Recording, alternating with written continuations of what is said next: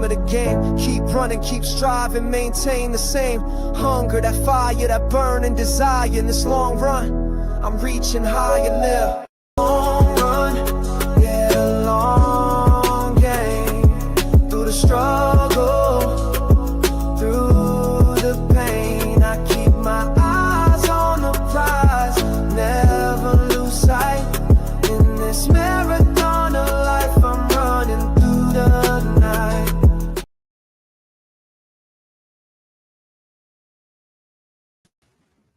Good morning, good morning, good morning, everybody. Good morning. Let me know if you can hear me or not by saying good morning, Roll Tide. I see and I see Double A in the house. Good morning, Latoya. Good morning, Roderick Drew, my LSU friend, Latoya. Yeah. Good morning. I see DSG and them Georgia Bulldogs. What up? What up with you? What up with you? Roll Tide. Can y'all hear me? Can you hear me? Can you hear me? I see Stephen Hicks, who was the first one in this morning. Can y'all hear me? Let me know. Do I need to put my headset on, or what do I need to do? Good morning, everybody. Roll Tide. Fabulous, tremendous Thursday. Good. Glad you can hear me. Tremendous Thursday to everybody. Hey, y'all. 86 days away from good. Everybody can hear me. That's good. 86 days away from Bama versus Florida State. I think we can go in and start taking names, y'all.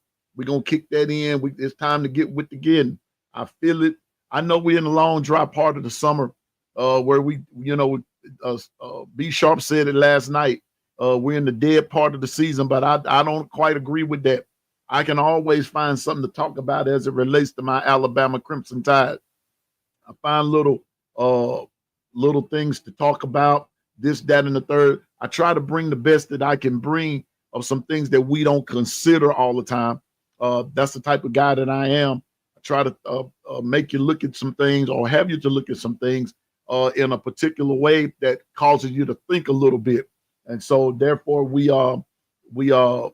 try to come with that. There's Nick Harden. Nick Harden, I missed you yesterday, brother. Give an account of yourself. Give an account of yourself, man.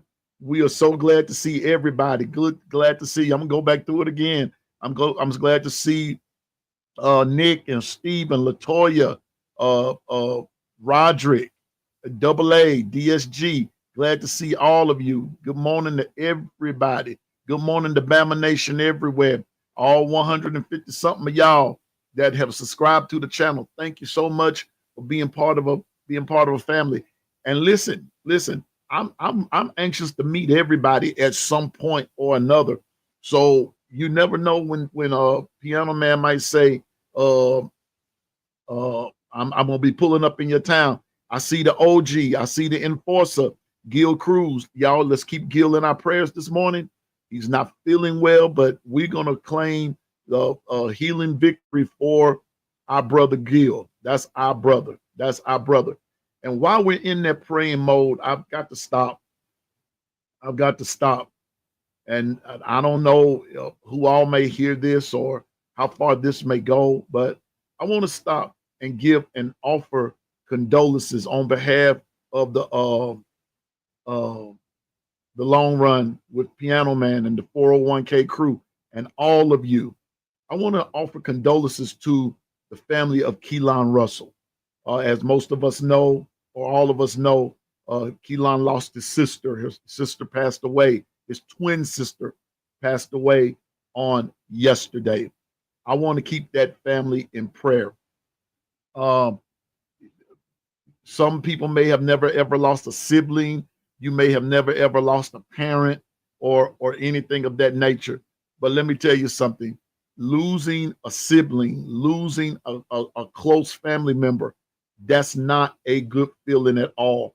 And so here's Keelan, his family. They're in the one of the best days of their lives and one of the best times of their lives to experience this. I send my sincere condolences to the Russell family. But I want to tell you something else.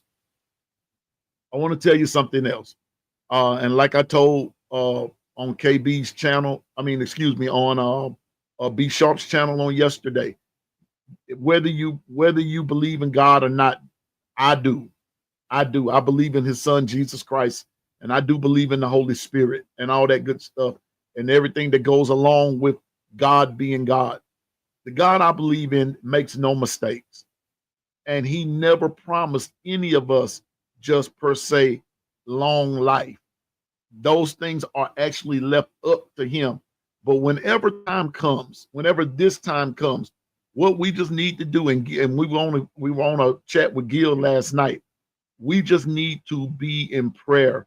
And I heard Coach Carl even say it.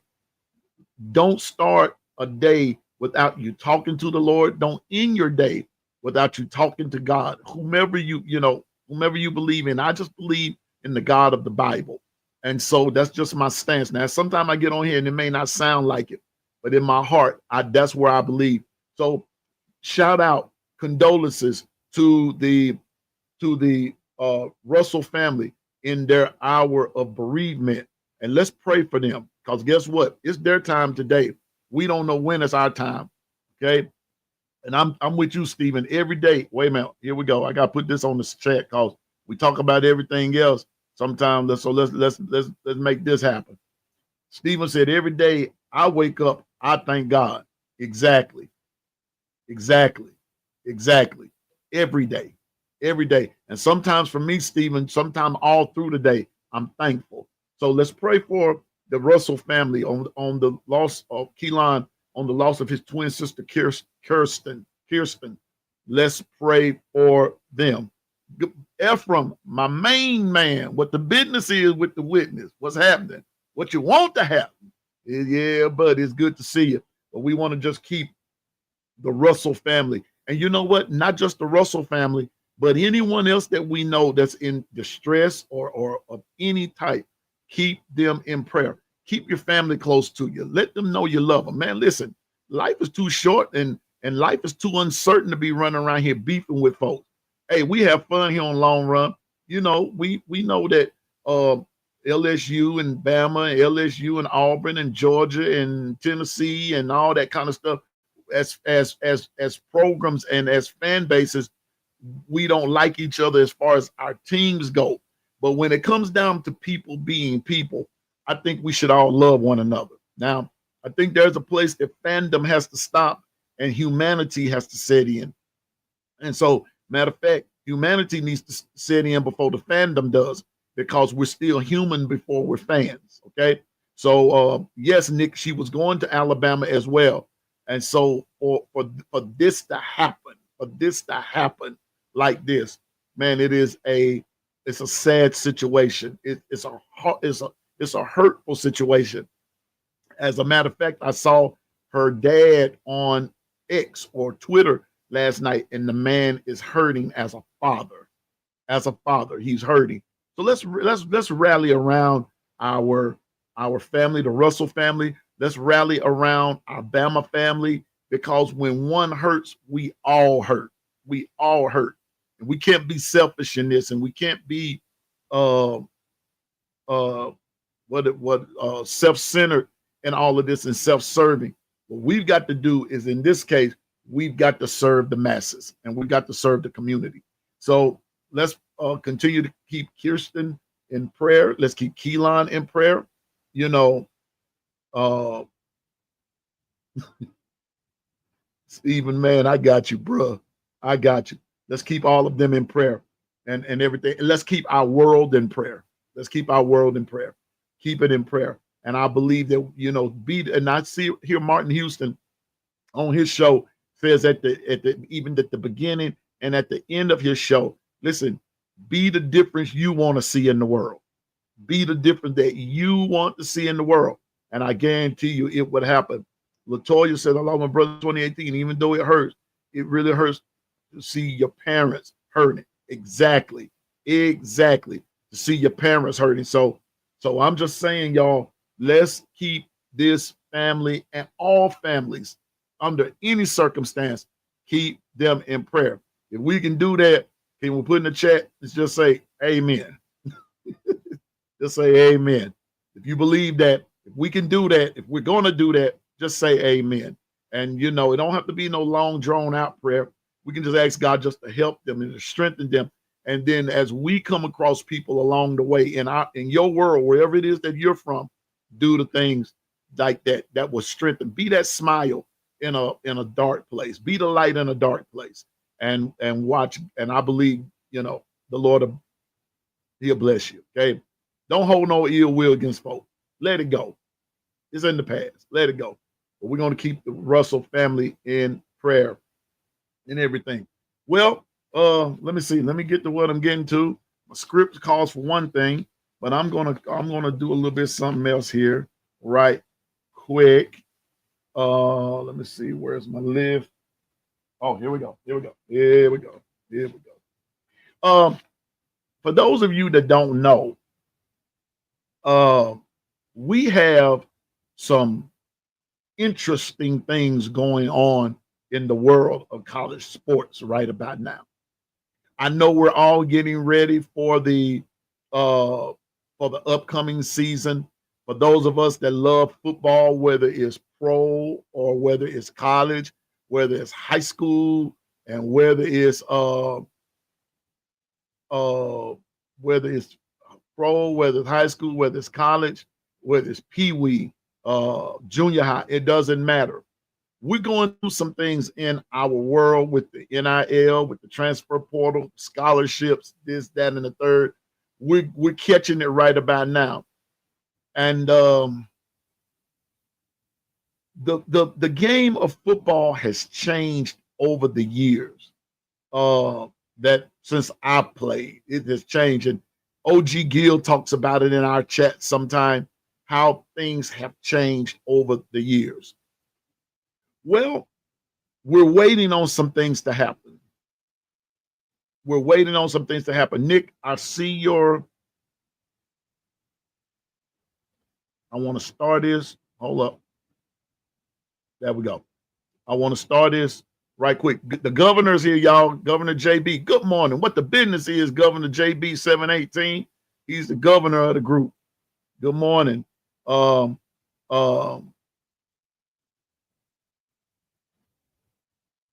Here we go.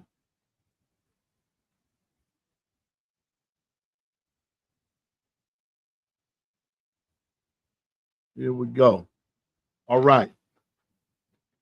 Roderick asked a question. Do you think NIL is a good thing for football? There's my producer, Dwight. Good morning. Dwight is here. JB is here, the governor, and the producer's here. We're getting there. Let me go so far and say this, Roderick. I find nothing wrong with NIL in sports, period. I don't find anything wrong with it. But what I do find wrong is, or what I do have a problem with, is the fact that is this right here. I find when these players, especially at the level in what we're talking about right now, is when we allow them to use that as a motivating factor, or we allow them to walk into fool's gold. Now, let me tell you why I say that.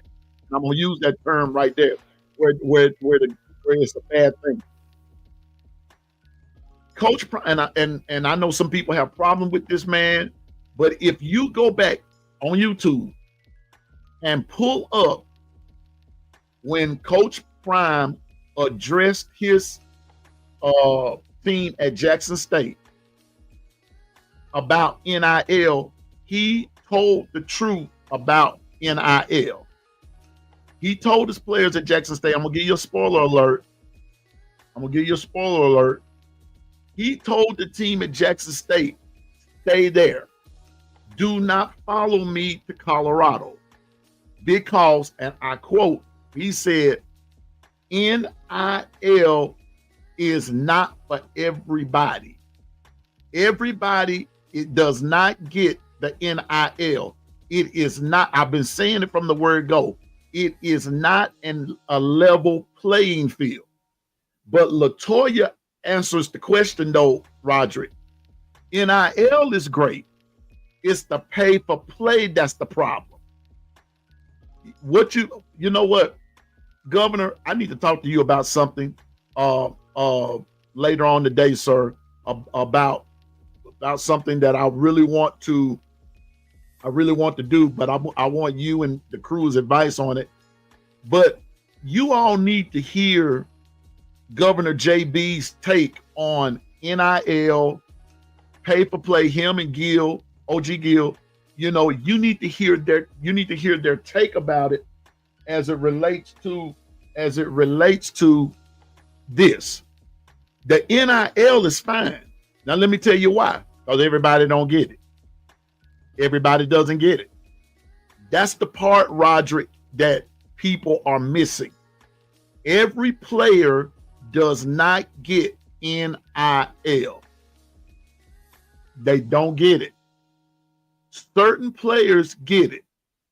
There are some players that don't. So this is why the collective, as I understand it, is so important. And so what happens is when you get this pay for play thing going, that's where your problem comes in. And even in that, that's not even a level playing field. It's not. I've been told, I can just say, because this is just a rumor that went out. I'm not saying it that I heard this verbatim, but I was told that was part of the reason Isaiah Bond left Alabama and went to Texas. What? Bro, what are you talking about, man? That's part of the problem. Part of the problem comes in is when NIL, people get NIL and pay for play confused.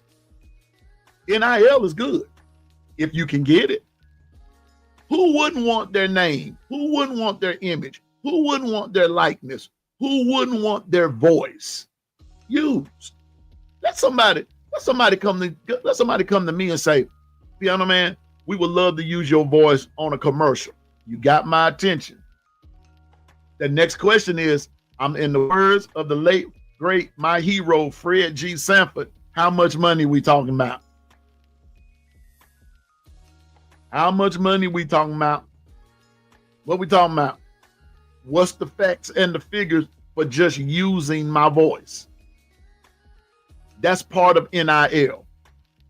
But every player on every team does not benefit from that. Let me give you a good for instance. I told you all the other day, if you get a minute, download into either on your computer, on your phone, Tide 100.9. Okay, there you will hear basically everything you want to hear concerning the Alabama Crimson Tide, whether it's football, baseball, basketball, track, it doesn't matter.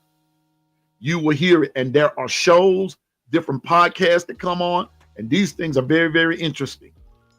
Well, if you keep listening throughout the day, you will hear a familiar voice. Matter of fact, you hear 2 or 3 of them come on. But this one familiar one, producer, hit me with a Jalen Milroe right quick. You'll hear this right here. Hit me with a Jalen Milroe if you don't mind. You know, you will hear you will hear this. There is a commercial that Jalen Milroe is on, and it's been on for over a year, and they use his voice to push their product. As a matter of fact, it is a car commercial. And at the end of it's Tuscaloosa, whatever. And at the end of it, he says, "Roll Tide." Here it is a year later, and they're still using that commercial. That's his voice. That's his name. Okay. In another commercial, there's another man pushing a particular commercial, and they'll say, come shop where Jalen Milroe gets his cars. That's his name. That's his name. But at the end of Jalen's commercial, he just ends it with his iconic Roll Tide. Name, image, likeness, voice, anything. There's nothing wrong with that. You need to get paid for that. And I will even suggest in the public sector, if they want to use your voice, if they want to use your image, they want to use your name in a place that you're endorsing something, you better handle business. You better handle it. But now, that Michael Westbrook clip right there, he said, what you talking about, man? Here's what I'm talking about. Pay for play is a whole total different beast. Good morning, Twister. Good morning, Roll Tide. Pay for play is what LaToya says is a different animal. It is a different animal. I heard this from Coach Nick Saban himself at the end of his coaching career. He said himself, and you got to go find the interview, and one of these days I'm gonna pull it up and let you all hear it for yourself. And you may have already heard it. His wife made the statement, Miss Terry made the statement and said, parents don't seem to be interested in the children's education, learning the culture of the school, this, that, and the third. What you hear from them, how much you gonna be paying my son? How much is my son gonna be making? This, that, and the third. And that's what they got fed up with. Pay for play. Then when you get this bag over here, and then all of a sudden, it's almost like what like I said, I got to talk to the governor about this, and what we want to do is create particular avenues so we can talk about it, even if we're not on here. But I'm telling you now, Governor JB hit the nail on the head that's what's driving a whole lot of these athletes. And this is why now I'm going into a football thing now. And this is why some of them are awful football players, because they're driven by the wrong thing. Money can't get out there and make a tackle. Money can't throw a football. Money can't catch a football. Money don't know. Money has no idea of what an A gap is, or a C gap, or this, that, and the third. Money has no idea about what a defensive scheme is. Not money. And some are driven by something that has no cognizance about what you're doing. I know it sounds like I don't make any sense, but I'm making sense. Trust me. Because it's all about, thank you. Here we go. There you go, JB. That's what the governor said right there. I'm going to leave that right there for a minute and let you marinate in it, because that's what it's about. And trust me, when you get right there, Roderick, right here, when you couple this with what LaToya said, this is where we are now. This is where we are. Being honest with you, this is where we are. And this is why you're seeing a lot of the legends, a lot of the old schoolers, a lot of the OGs, the old coaches, and this, that, and the third. This is why you're seeing them retire, because of what JB just said. It's all about JG Wentworth, 877 Cash Now. And you got folks out there, trust me, you got folks out there that's in their ear, kid, hey man, I can get you this, I'll get you that, blah, blah, blah, blah. I done seen you play. And like Coach Sean said, and we both said it, and it is even happening, Roderick, in high school. High school is already happening. It's already happening. And I'm going to tell you this. I don't know when. I don't know where. I don't know how it's even going to come about. But it's even going to happen one of these days. Don't know when. Don't know where. Don't know how. But listen, it's going to even start happening in the junior high ranks. It's going to start happening in the Pee Wee ranks. It's going to start happening. This same pay for play, not NIL, pay for play. I'm being honest with you. 877 cash now is going to be the battle cry of all sports, not just football, basketball, baseball, track, any of them. Right there, what JB said. And that's where we are. So there's nothing wrong with NIL. There's nothing wrong with NIL. If they find something and you a star and everything, and you proving it out on the field, yes, make it happen, Captain. But that pay for play thing, that's killing the game. And hold up, I got to put LaToya up here. This turned out to be good already. Let's get back to playing for the pride in the school name that's on your uniform. And I ain't talking about the name that's on the back of your uniform either. I'm talking about, so since we're talking about Alabama, I'm talking about this here. I'm talking about this here. That's what I'm talking about. And see, right here, JB. And this is the reason, this is part of the reason why. And I know this ain't exciting and this, that, and the third, but this is part of what drives me. This is why JB said, I don't get wrapped up with cats now. JB, I just had a quick thought right here. The reason I can't get wrapped up with cats is because they refusing to be dogs. Everybody wants to be cat daddy. Everybody wants that jack now. You know, we let me be quiet. I'm about to say something. I don't want no trouble. I mean, I don't have trouble defending myself, but let me not make that statement. But LaToya, we gone from the pride of the game to the pride of money, because a lot of these players are being driven by that. And I'm about to say something else. And some of this is not the players.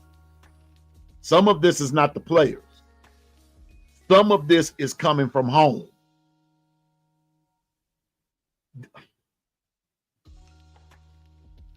I understand everybody's financial situation is not the same.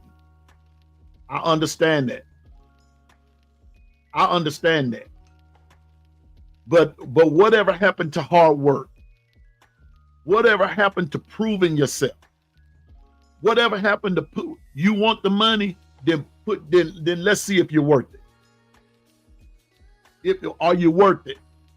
Everybody want to say, "Oh, I'm worth that," but your talent, your skill level says you're not. Let me tell you something. I'm about to tell y'all something.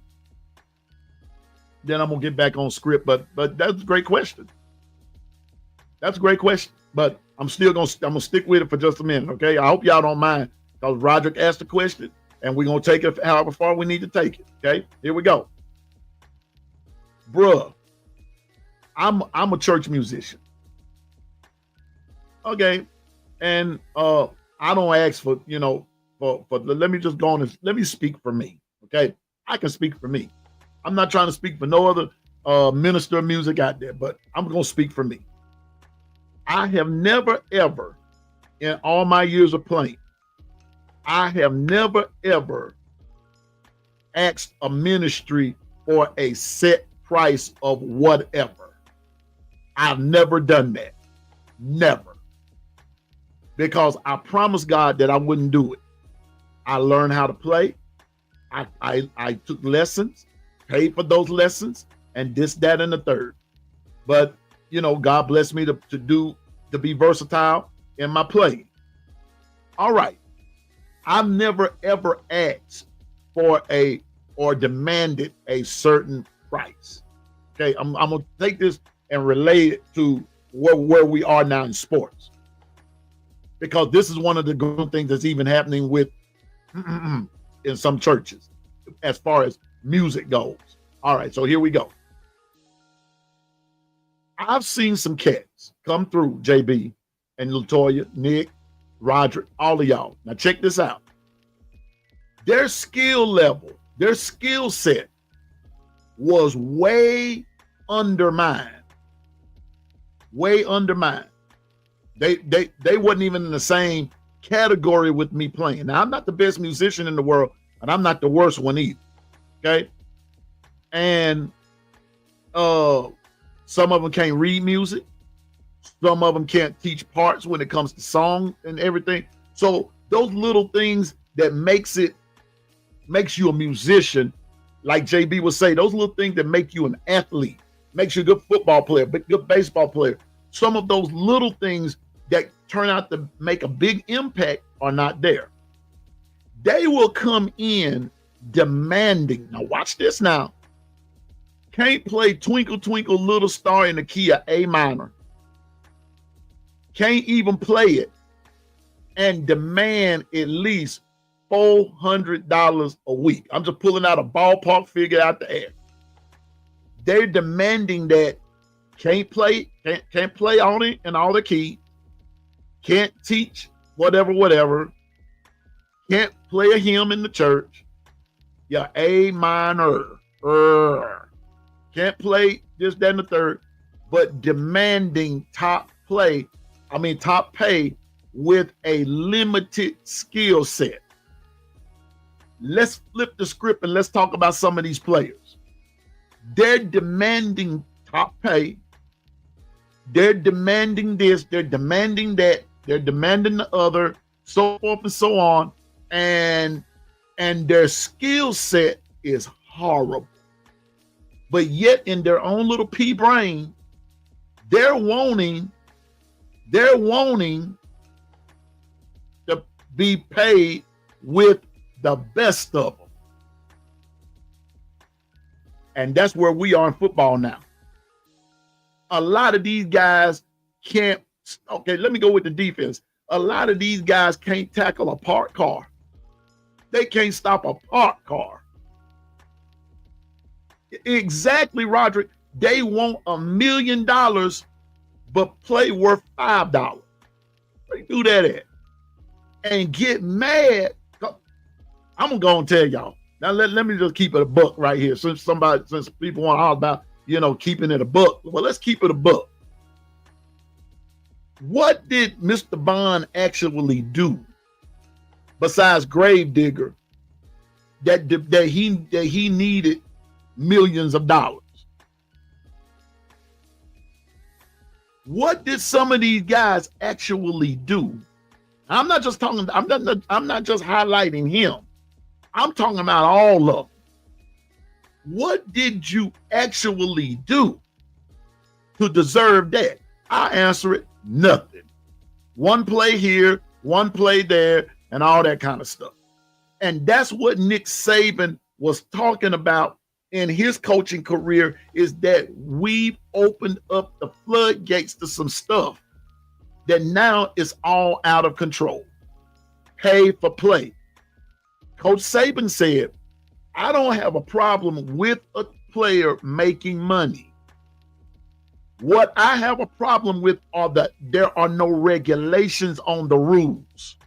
There needs to be rules set in place.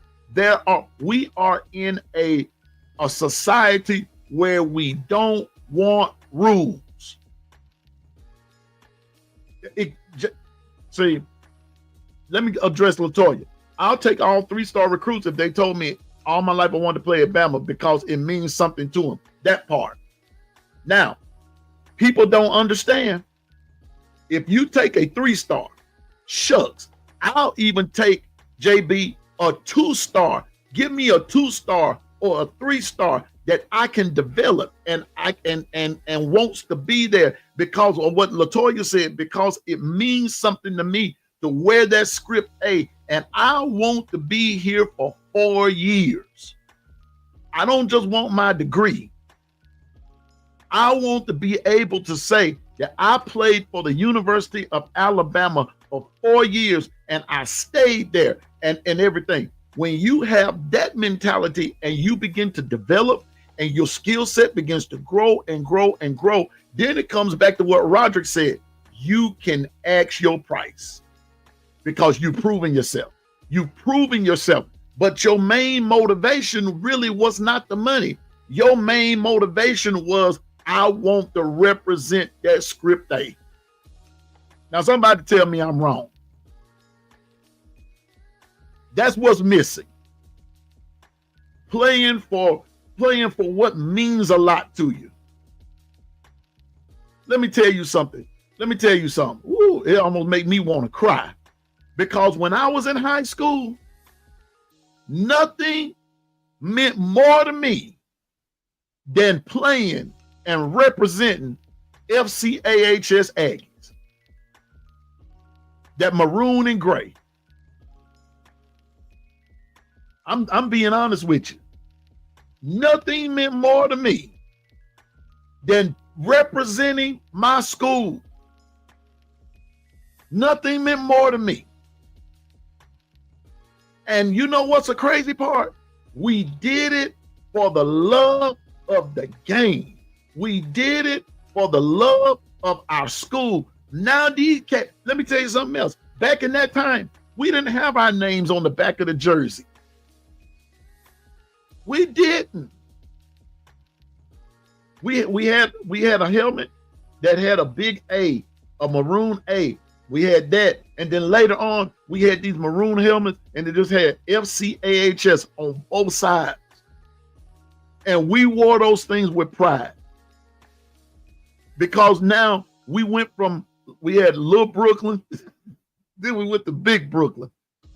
When you made it to Big Brooklyn, you played on the team, you were somebody. And you walked around there on game day, and we had our shirts on, and this and that and the third. Man, that was something to be proud of. But now some of these cats, it's a whole different vibe now, y'all. I'm sorry to sound like I'm preaching and I'm way off script. Hadn't even got to where I'm trying to get to, but I'm sorry. But it bothers me as an OG. It bothers me that why don't we do things for the love of some things? Why don't we? What happened to the pride of just being able to represent your school? And not only just that, whatever happened to the pride of even just representing your community, representing a church, representing your company? But no, we got to have a price tag with everything now. And hell, you ain't even worth that. I'm sorry, y'all. I'm sorry. I went off on a rant right there. But it bothers me that I see guys not, that's why I can't get off into the I'm sorry, JB, for still, I don't mean to steal your thunder, but I'm sorry, man. I mean, I just can't do it. I can't get hung up on commitments now, knowing, like I said yesterday, that was just, that was just not smart. You're talking about Kirby built Bama, and you all up in the air over Justice Fitzpatrick committing, just committing, commit.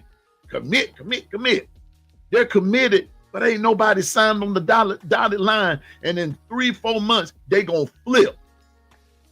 And that's why I asked him, I said, you're enthused over a commitment that could possibly flip on you, and nobody has signed anything? And then you over here, and you already said, I'm committed to this one, and you visiting somewhere else. No.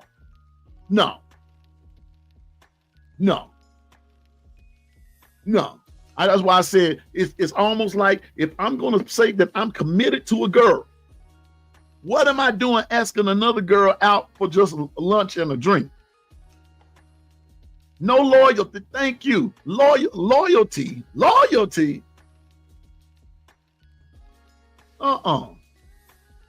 know this is not going to get a lot of likes. This is not going to get a lot of views. A lot of people going to say, well, we talking about football. This is what's wrong. This is part of the reason why we can't talk about it like we used to. Telling you, man, it bugs me. Yeah, it happens at Bama.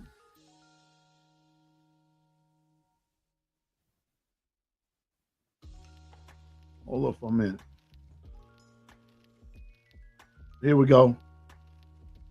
Something the governor said again. Guys from inside the state might have that mentality, but our coach is looking at those players, or are they looking at the big name? It's a little bit of both there, JB. Because from where I'm sitting and I'm watching how some of this is going, it's a little bit of both, and it depends on who you're dealing with. It depends. I'm not trying to put everybody in one bucket, because like if I separated some out, a lot of these coaches have different motivating factors, or they're trying to produce a winning result, but they're taking some different strategies and some different ways about going about getting it. But where I'm sitting, whatever happened, listen, whatever happened to just, I want you to come here, but I want you to develop the pride for the school, because we're going to offer you the best that we can. We're going to do the best that we can to accommodate and get you everything that you need. Now, you might not get everything that you want, but what you do want at the end of the day is a degree, and what you do want is to have created value for yourself. Now, if anything other than that, and you're just looking for a Lambo, a nice house, some NIL deal, this, that, and the third, we can't promise you that. We can't, but if you create value for yourself, you can. See, they need to let me be a spokesman for some of these schools. And so I can tell you what the real deal is. The real deal is you got to get your butt up and get to class. The real deal is that you got to go to class and you got to study. And you got to juggle your time. You got to edit your life. You got to balance all of this. See, but the real ones, like some of us that's on this podcast here and in the chat and all that kind of stuff, see, they want to silence us because they feel like that's just too harsh and that's just too whatever. But baby, let me tell you something. When you get out there in them streets, ain't nobody studying you. That's what I tell my students now. Don't give a hoot about you and your disabilities or your hang-ups and this and that and the third. Don't care about that. That's the real world. Just saying now. Good morning, Nicole. Good morning, Angela. Good morning again, Nick. Good morning to everyone in the chat. We're talking about pride for the school, but watch this. Here we go, JB. I got you, bro. Talking about pride for the school, but that's when we had old school coaches. How many old school coaches are in today's game? And there's the issue. Therein lies the problem. And therein lies why Piano Man don't coach. I'm old school. Doggone it. You playing for people up in these stands have confidence in you. They're there to see you play. They're there to see you perform. They're there to see you not. Yeah, come on now. They're there to see you get with the program. Let me put it. I almost said something ugly right there, Angela. I almost let it slip. I'm praying now. I'm trying to get better, but they you know. But that day is over. We're talking about old pride for the school. JB, that's old school. I don't know about y'all, but if there are any former athletes on here of any caliber, you didn't never want to see your team lose. You didn't want to let your school down. But now folks just don't give a good rat's behind anymore because it's all about me. I want my money. I want my bag. And if I can't get it, I'm going to take my ball and go home and sit in the transfer portal and quit. And I'm going to wait till the transfer portal is open so I can declare and go somewhere else just to run the same line on another school. Now, somebody please tell me, Piano Man, you need to let it go. I ain't letting it go. Because I feel like even in our generation, some of us were better than some of these cats you got going now, and we didn't get nothing. But guess what? We did it for the love of the game. Let me tell you something. I'm doing podcasting not because I want 1,000 viewers and this is my job. No, I told you I got 4 jobs. I do this because I love talking and meeting people. I love the Alabama Crimson Tide. I love college football. I love college sports. I love sports in general. That's why I'm here. I'm not here to make no money. I'm here to meet people. To being honest with you.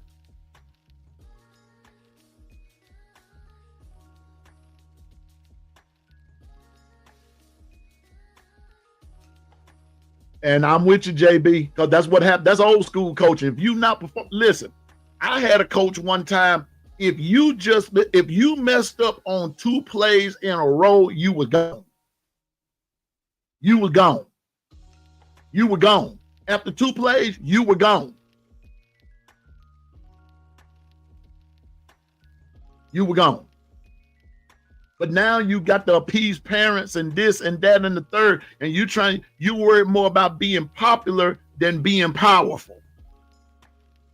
Get that popularity stuff. Give me somebody that's gonna help me win. Popularity is all right. I got all that, but that's not what's gonna help. Being popular is not gonna help you win. Being popular is not gonna help you succeed. Being honest with you. Opinion of light rear ends. Everybody has one, but all I expect is players that only want to represent the Alabama Crimson Tide. But I'm old school that way. Exactly, Stephen. I don't want to listen, ladies. This is for you, ladies. Guys, you can, guys, you can chime in too.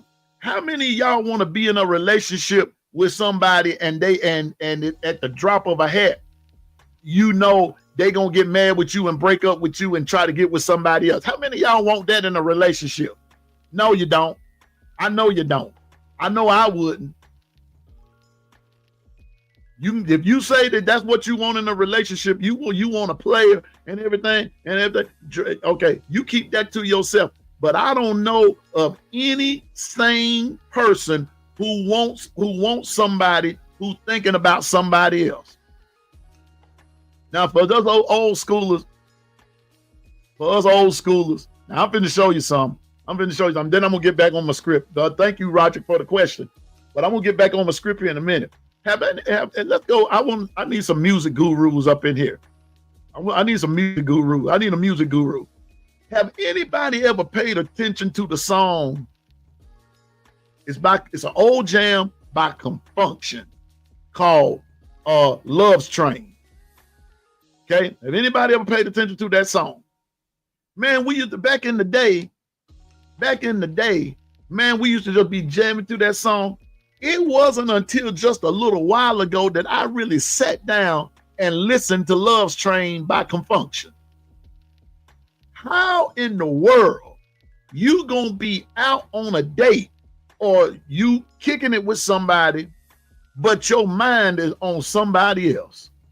That's the way it's coming with some of these players now. Because when something don't go right, they're gonna sit back and say, I'm gonna transfer to Iowa, or I'm gonna transfer to Ohio State. I'm gonna transfer to USC. Yeah, well, Love's Train is the jam. LaToya, go listen to the song. Go listen to the song and tell me, would you like to be in that position? I know I wouldn't, but that song's still a good song, though. They be jamming on them. And for folks that has never heard Love Train by Confunction, let me give you another one that you can relate to. What did you, Roderick? Go pull up the song Love's Train by Confunction. I don't have time to tell you what the song is all about. Go pull up the song Love's Train by Confunction and listen to it and come back and talk to me. Come back and talk to me. I'm going to give you another song. I'm just showing you just little nuances about how we are in sports today. There's another song by Ambrosia called That's How Much I Feel. When you go back and listen to That's How Much I Feel, how in the world you gonna be married to somebody and your mind is still on an old girlfriend? That's what we do. in college football these days. Our minds wander. Something don't go right, then we're going to revert back to something, or we're going to go to something and all that kind of stuff. I know what I'm talking about because you're seeing it every day. People aren't loyal. People aren't loyal. That's what I'm getting at. Those are just two songs that kind of show there's no loyalty. No, I love Parliament Funkadelic. I love There Ain't No Stopping Us Now. Just saying now. I'm just using two songs to show you about the fact that that the loyalty factor is not there. That when something goes wrong, now I'm not playing, or I'm not this, or I'm playing and I'm giving it my all, but they not paying me my worth. But you're in college. You're in college. Paying you your worth. You're in college. What you gonna do when you get out in the real world? The purpose of all of this is to teach us how to function at the next level. That's what the purpose is. Because only a few percent of a 85, 105 man roster football team, only a few percent, and you can see I'm going little by little by little. It's almost like I'm touching the edges of my finger. Only a few percent make pro. A few percent. Exactly, Angela. Loyalty is about being faithful and supportive. Faithful and supportive. Standing by someone through the thick and the thin. It gets rough out there. Just being honest with you. But if you've got a coach that's not going to baby you and going to tell you, player, it's going to get rough. You think this is rough? Wait till you get out there. But if you can create value for yourself, you create, and some of the value that you create for yourself are through life's lessons and the wisdom that is taken from it for you to get out there and function. Football just so happens to be a vehicle that can help get you there. That's all I'm saying. But I can't get excited about commits and this and that and the third. If I've hurt that guy's feelings the other day, okay, I apologize. But I'm not going to take back what I said about getting excited over someone who could possibly flip on you over a commit. These guys get on there, I'm going to be announcing my commitment on July the 4th. I don't give a hoot if you announce your commitment on July the 32nd. It's just a commit. And then when somebody else comes along and flips you, then you're going to be sitting there about to commit.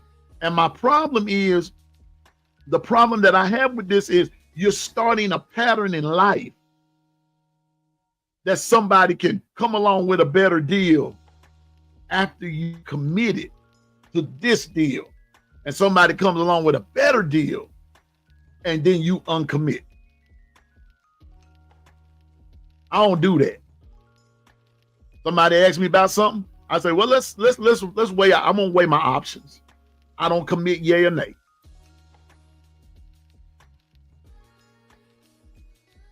Here we go. Steve and I agree with you. Whiners. And me soft candy ass. Yeah.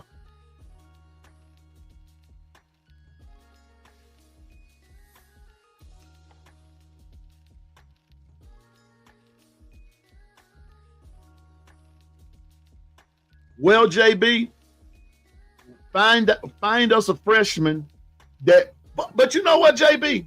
I'll take that. Because I'm going to take that somewhere else. I don't think that we've even looked amongst our roster that much. I'm going back to something that you said earlier about the big names. Yeah. We can't say we have loyalty and stand through thick and thin, then push the player aside who committed to us as a freshman. Because here's the problem with that, JB. And when it comes to sports, I think Angela is referring to like in a relationship, but even in this particular relationship, when it comes to sports, I think where the problem comes in is that we've never given that person a fair shot because they didn't have the big name. I don't think we gave them a fair shot, JB. I don't think that out of that whole whatever size roster we have, I don't believe that some of these players were given a fair shot. I believe that a whole lot of the diamonds in the roughs are still on the bench.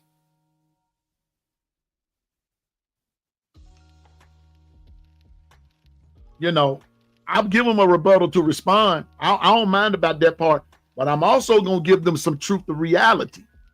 That some of these players that have been committed and they stayed there for 4 years, they looked at the bigger picture and said, I want my degree. But when it came down to the football aspect of it or the sports aspect of it, I don't think a lot of those players was just given a fair shot.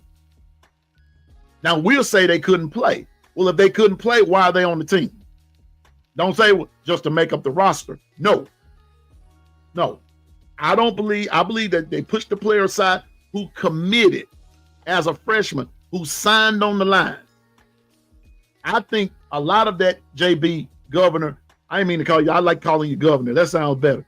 I believe in that, Governor JB, because, in this part right here, that last part, they committed as a freshman. They signed on the dotted line, but they were not given a fair shot for 4 years. Now, they got their degree, and so they did create value for themselves on that aspect of it.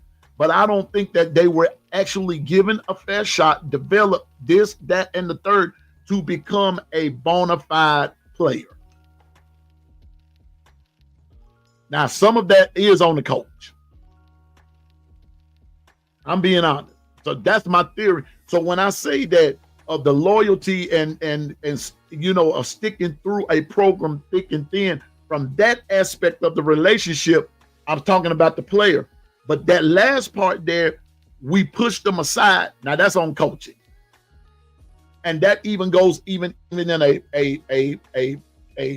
intimate relationship where somebody pushed the other aside. So if not given a fair shot, we can't talk about loyalty.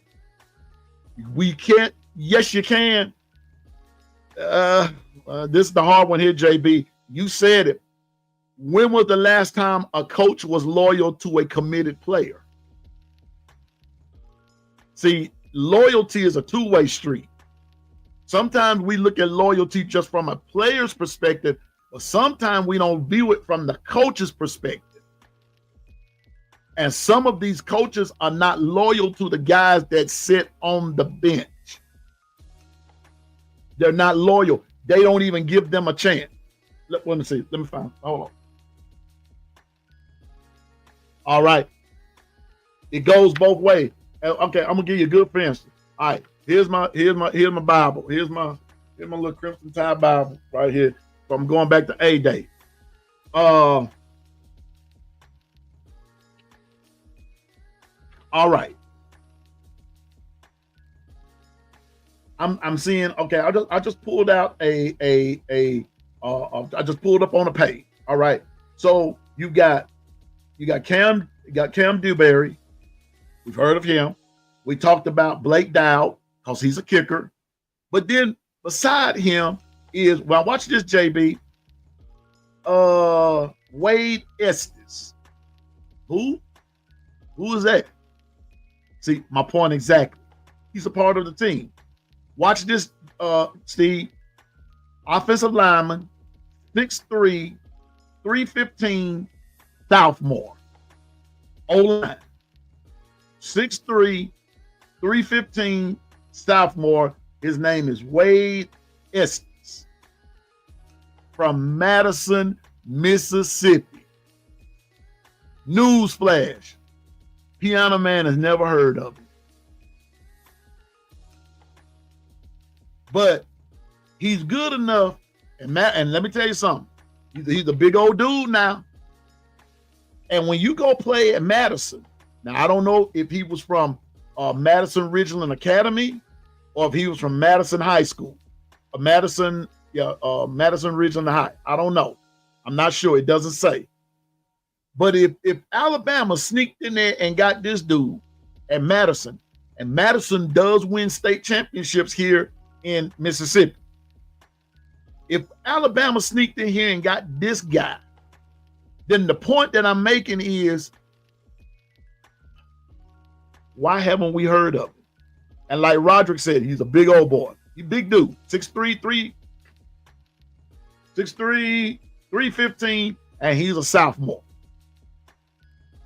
The point that I'm making is, now I don't know the inner workings of what's going on in the school. I don't know what's happening there. I don't know.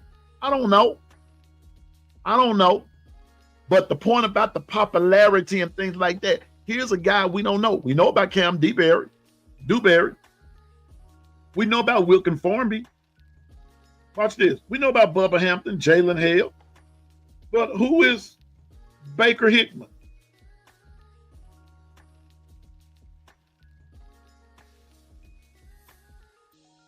I mean, I'm just saying, we got a lot of players that we don't hear about. We have a lot. I just showed you two. There are others in this program guide that we probably never heard of. But the point that I'm making is that they deserve a shot, just like if it was Jalen Hale. Just like, and some of this, and I'm going to go back to what JB asked the question, is it being the big name or popularity or whatever. Some of your diamonds in the rough are not playing.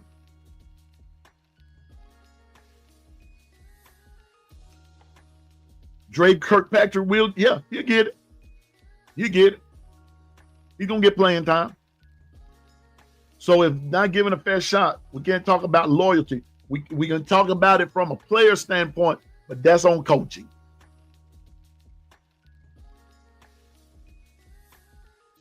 It's just a muddle. It's a muddled picture, everybody.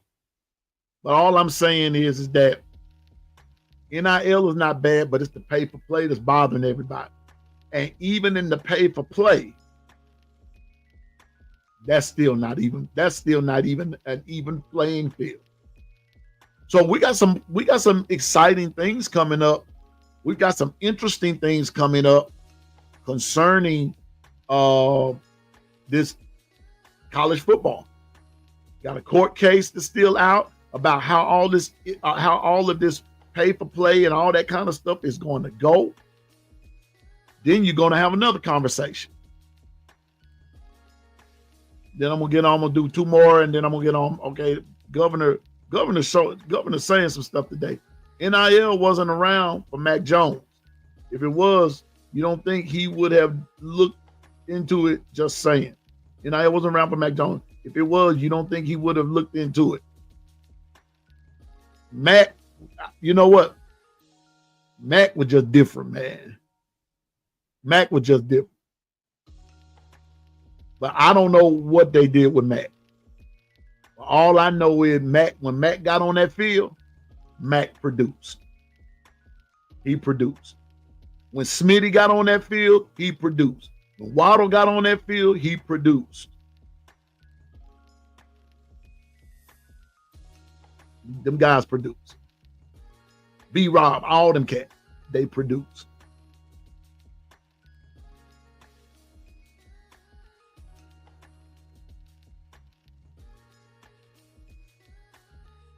Roger said before NIL was around, it was all about loyalty. Now it's all down the drain. My point exactly. And I'm gonna say loyalty from both sides. Really, loyalty, man. That's a lost word, and you got to be careful with that word now. Loyalty and commitment. You got to be careful with that word.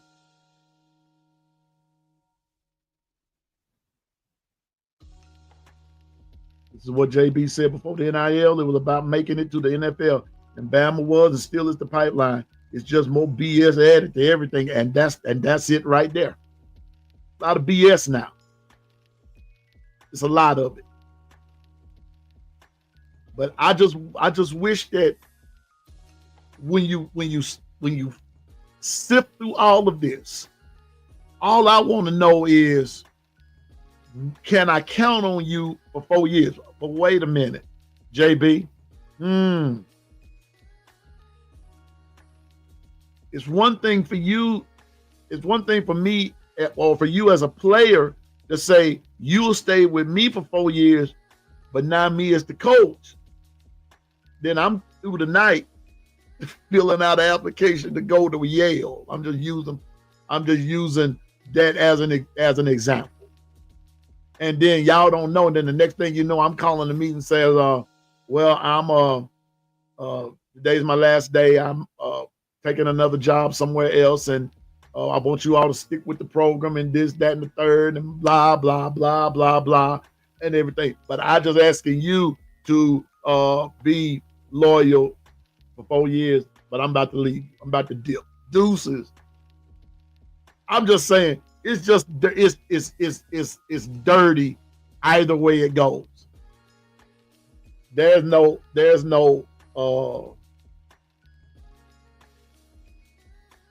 much of a solution. Either way it goes, somebody's going to get hurt. Going to be some hurt feelings in some aspect or another. Prime example, did y'all know Trent Richardson had kids in high school? If NIL was available back then, y'all don't think he would have jumped on it? Yeah, he would have jumped on it.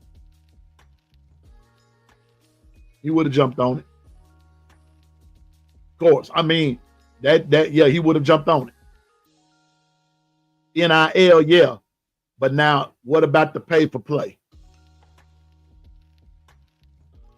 Different ball game, different animal. All together. Hey, Susan, good to see you. Now, double A, I'm gonna say this. I'm gonna say this. If the NIL had have been at Bama, he would have stayed.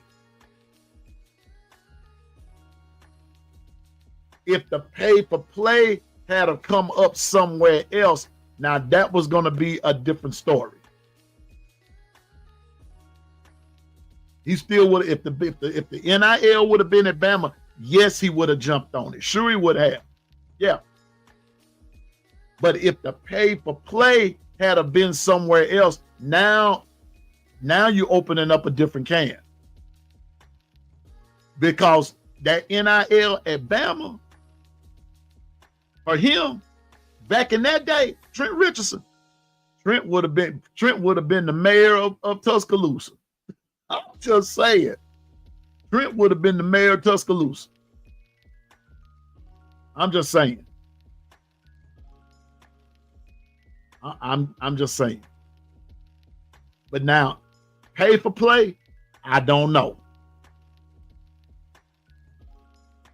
I don't know.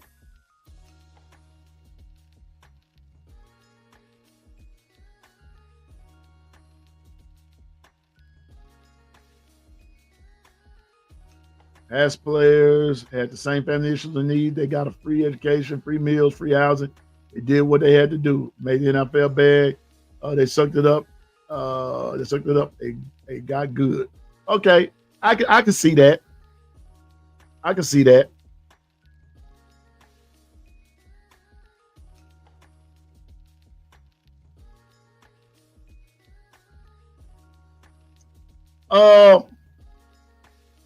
I think as we go on, though, JB, Governor, I think that as we go on, yeah, it's the best of both. It's the worst and the best of both worlds. From your life is a lot different from others. Okay, a lot of play. How can I put it? Okay, JB, one thing I notice about you, you relish your family. You cherish your family. You bust your butt for your family. You make it happen for your family. You do. I can say that if somebody woke me up in the middle of the night and said, what does the governor feel about his family? I'll say he's gonna put his he's gonna put his neck on the line daily for his family. But on the flip side of that, for every JB, there's 95 more that's not like JB. And I think that what ends up happening a lot of times that some of these ball players fall in that 95, like that they have family folks that let them down. My mom and dad bust their butt for us. But here was the other part of that for me.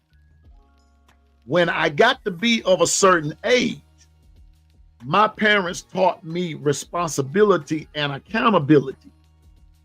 So I had to make it have some things happen for myself. Now, those things that I couldn't do for myself, my parents did it for me, or they helped me. Let me put it like that. But they did not enable me to where I sat back on my behind and just waited for something to fall down out the sky. No, Wendell had to get out there on that log truck. Wendell had to get out there on that on that pulpwood truck. Wendell had to get out there. Me and my sister, we had to get out there in that cucumber field, and we planted acres of cucumbers, and that was how we made our school money. Parents didn't buy our school clothes because they figured that after we got to be a certain age, we got particular about what we wanted to look like. And they knew they were old-fashioned and they were going to buy this, that, and the third. So the best way to settle that was for us they taught us responsibility. And the best way for us to settle that was for us to get out there, make our own money, create our own value. We had to do it, and we bought what we wanted. But I think it all has to deal with teaching.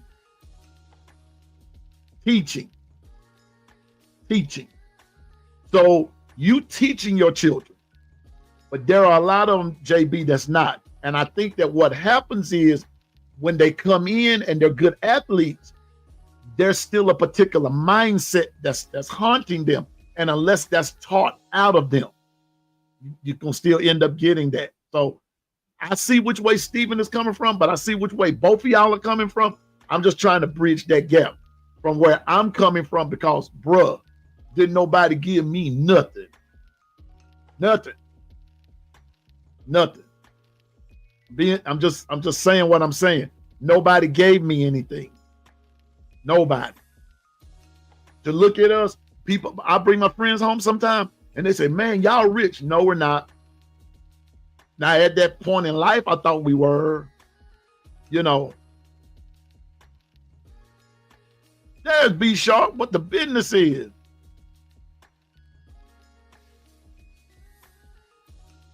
At 18, getting free food, housing, education helps the movement to become something, yes.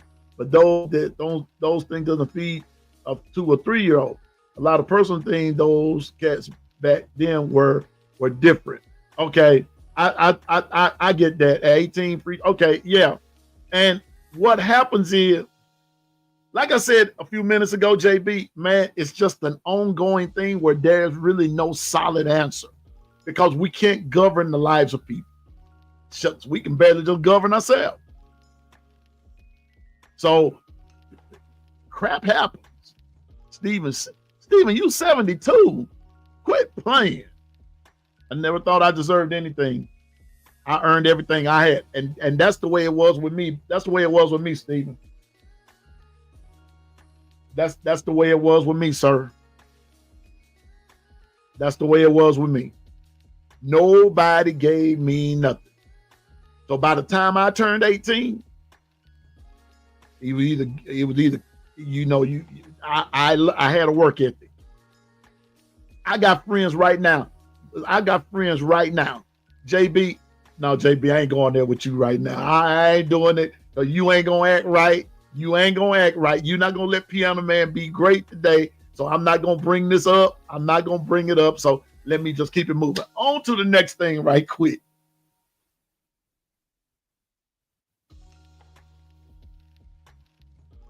Yeah, right. Yeah, it's not all on the kids. It's not all on the kids. Now that part, JB, we all right about. But some people are blaming the kids for some ineffective adult behavior. I'm just saying. But JB, you ain't gonna goat me up. You are not gonna bait me up to making the statement I wanted to make, because we just got some folks out here that's just totally irresponsible. They're just totally irresponsible. Whether they're 18, 28, 38, 98, some folks are just totally irresponsible. This world has always been a struggle, and as we go on into the future, it's going to become more of a struggle. It's going to become more of a struggle. So, folks, NIL is good. I like it. I wish they would. You know what? Y'all know what?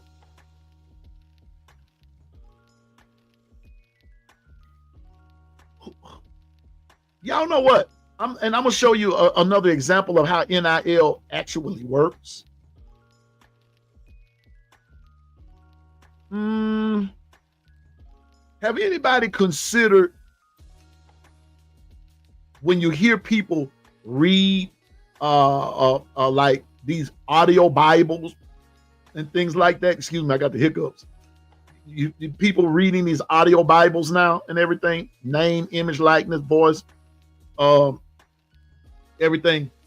Well, you got guys like Morgan Freeman, guys like James Earl Jones, God rest, and even they're using the voice of Snoop Dogg reading the Bible.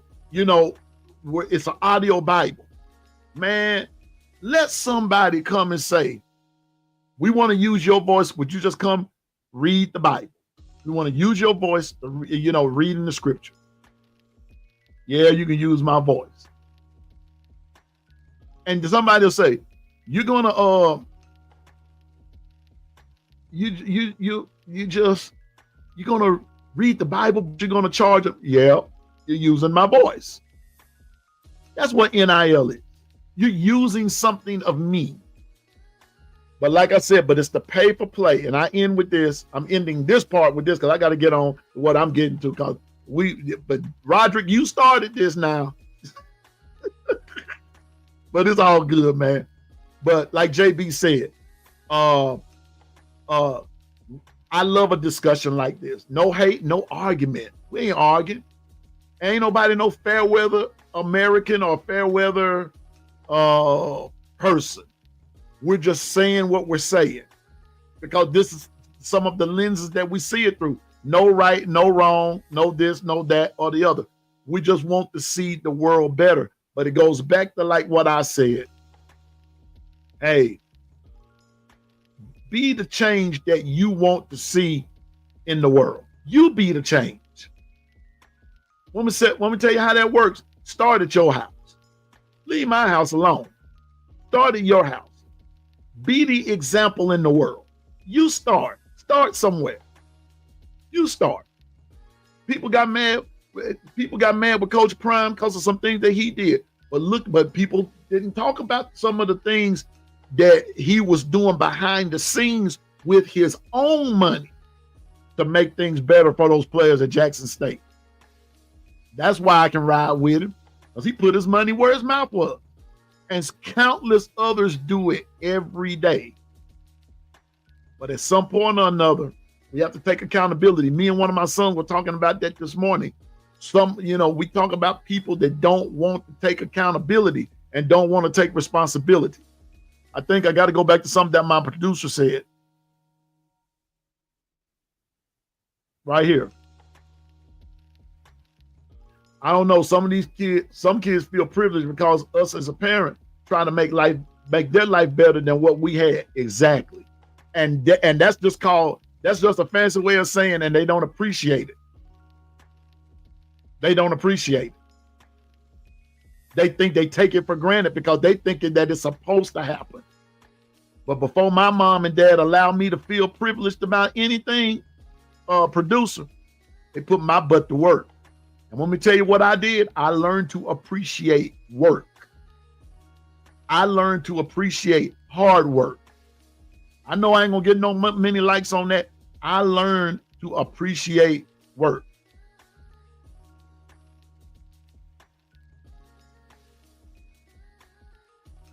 Well, Stephen, got to put you out there, big dog. But here we go. Because I see it your way. Let's get real. I understand taking care of family, and the money is hard to resist. Drug dealers make bank, but is it right? Be a good person, work hard, and earn your way. That's what I was taught. That's what I was taught. But you know what, Stephen? But you know what's amazing, though? Aaron, I ain't got to my intriguing game yet. But you know what's amazing? I'm 20 minutes over. But you know what's amazing?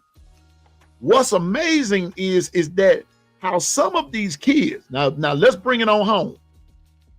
How some of these kids are on college campuses. NIL, pay for play, this, that, and the third, and still drug dealers make bank. And some of them are in that life right there, and they're on campus. I ain't calling no names, but you got that right there. See, there's a whole litany of things. Hey, Gil, we're praying for you, man. We got you. You don't often, bro, don't feel like that. You're good. We got you in prayer. You and anybody else that's not feeling well, and you're making out can chat. You or somebody that's at work, we got you. We understand. We got you. Let's continue to pray for OG Gil. Pray that he gets better. But you got these guys that even on campus got it going on scholarship and everything, and still doing illegal stuff. And it comes out, it happens. So it's just one of these unfortunate things in life that good morning, Coach Carl. Man, I'm so glad to see this dude, him. He had us scared. For those of you, he had a health challenge there last week. But Coach Carl is back on the block. Back on the block. Good to see you, Coach. Roll Tide and all that good stuff. Coach Carl, you take it easy. I don't want to, don't have me come over there and fuss you out. Don't have me come over there and fuss you out. Exactly, JB. That's all I'm saying. And that's what has helped me. I'm in my 60s. And I still embrace the teachings of my parents. Like I told them last night, I think I said this, I still fear my parents, and they're in their grave and they're resting with the Lord. But it's like I still hear them in my brain. Start with parents before we look at kids and coaches. What are the parents teaching them? And that's the question. And you know what? And this is why my parents did not want me hanging with certain kids, because of what the kids were exhibiting, and it brought into question, what were the parents teaching? If at all their life was mom and dad took care of it, and they don't know what to do exactly. But I learned what to do, because my parents said there'll be a time that you're not there. For those of you, I'm not saying this to earn no points or anything of that nature. Most of all my crew knows I'm not married and everything. But I know how to cook, clean, wash clothes, do this, that, and the third for myself. Why? Because my parents taught me at a young age that what happens if you don't have a wife? What happens if how come you don't know how to cook? What happens if you do get married and your wife becomes sick and everything? What you gonna do? Order out every day? That gets to be expensive. Learn how to cook, y'all. I can do a garden myself. I can do that. I can do all of that because I learned. I can go hunting. and get my own food. I can go fishing and get my own food. I can do that. Why? Because I was taught that. So a lot of these kids are not taught skills, life skills. Then by the time they get to college and they're good at sports, they still don't know nothing. They don't know anything about life. So NIL, the closing, and then we're going to go to an intriguing game, and I'm going to let you go.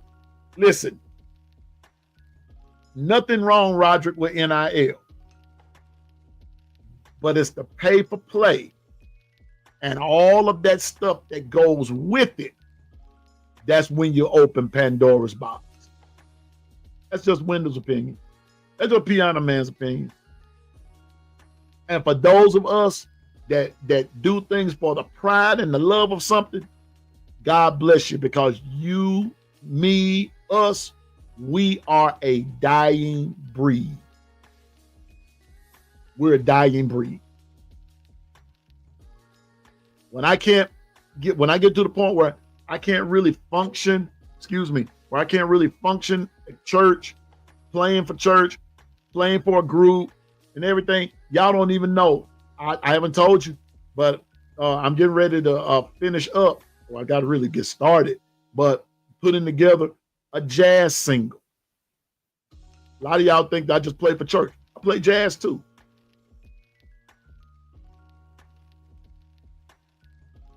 I play jazz too. But when I get to the point where I can't do that, I worry about the next generation, especially with church. Shortage of musicians. So you want to, and here we go, last two. Let's get on to intriguing games. You want to end paper play? Yeah, give them contract. Make them sign it. And in the contract, you better stay here, because if not, we're going to take your money back.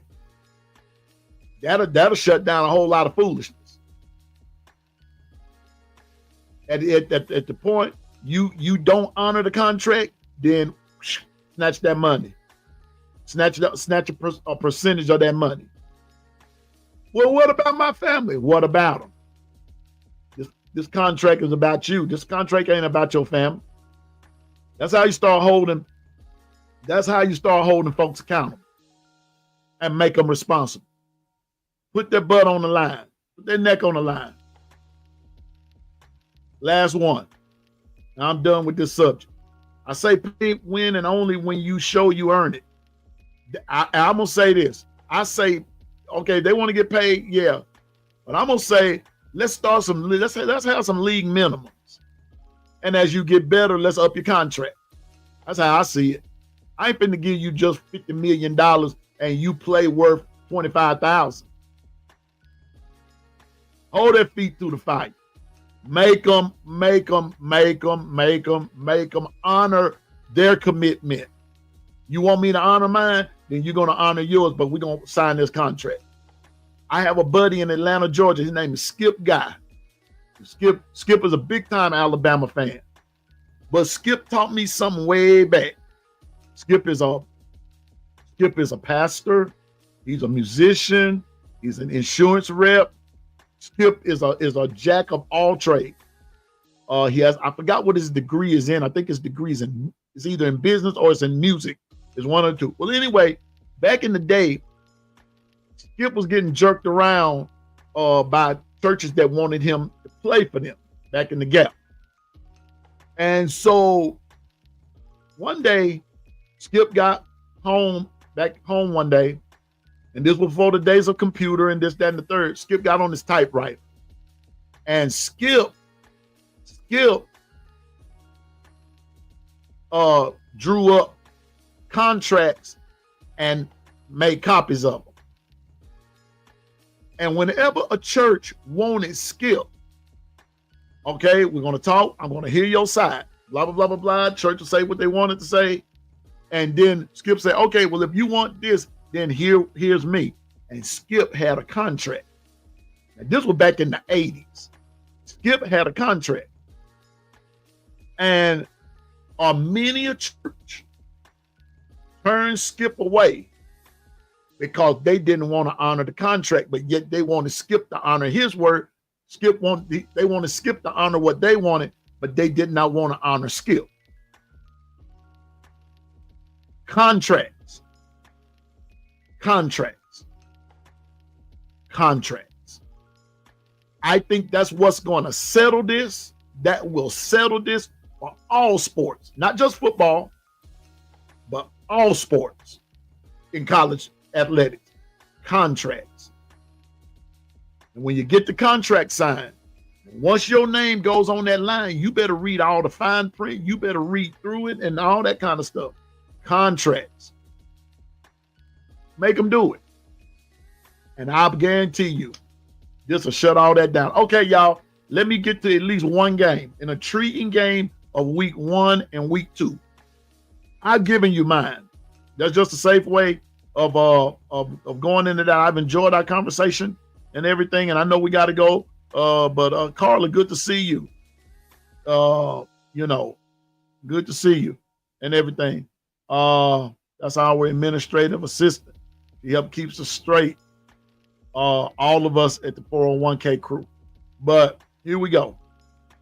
I've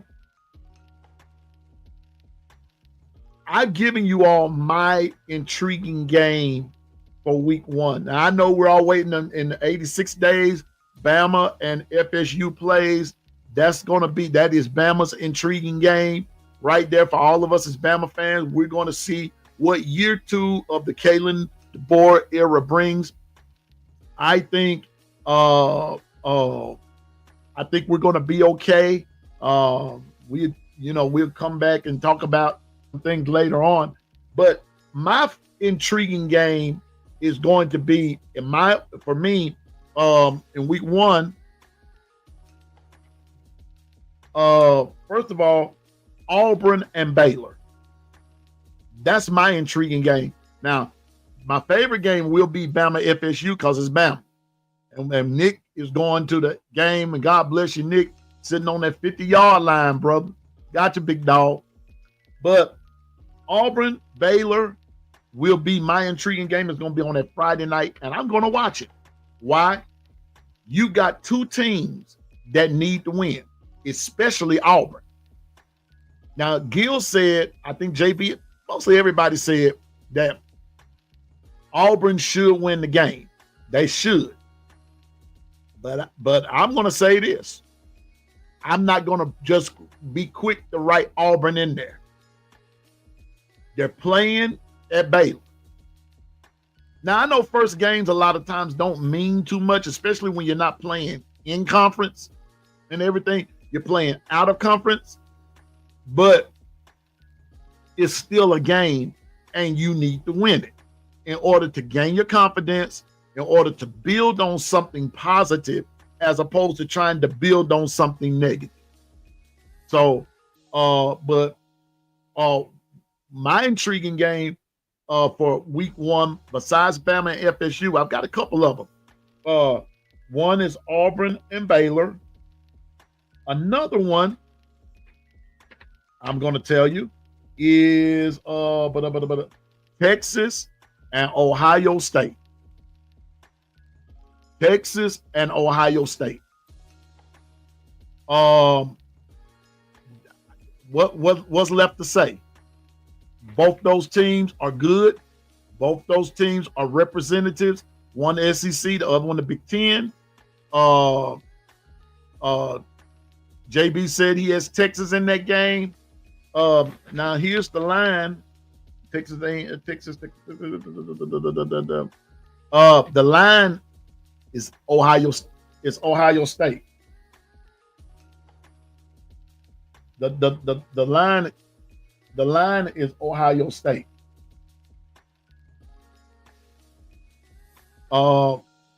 Matter of fact, it's 3, a field goal. So that means that that the game is going to be close. But check this out. But the over and the under is 50.5. 50.5. So, Coach Carl, we're praying for you, brother. You don't have to explain. We got you too. Just like we got OG Gill, we got you. We got everyone that is not feeling well. We got you. Again, we offer condolences to the bereaved Russell family. So we've got y'all in prayer. But the over-under in that game right now is 50.5 in Texas and Ohio State. Me personally, I don't care who wins that game. I don't care who wins. I'll watch it. Wait a minute. No.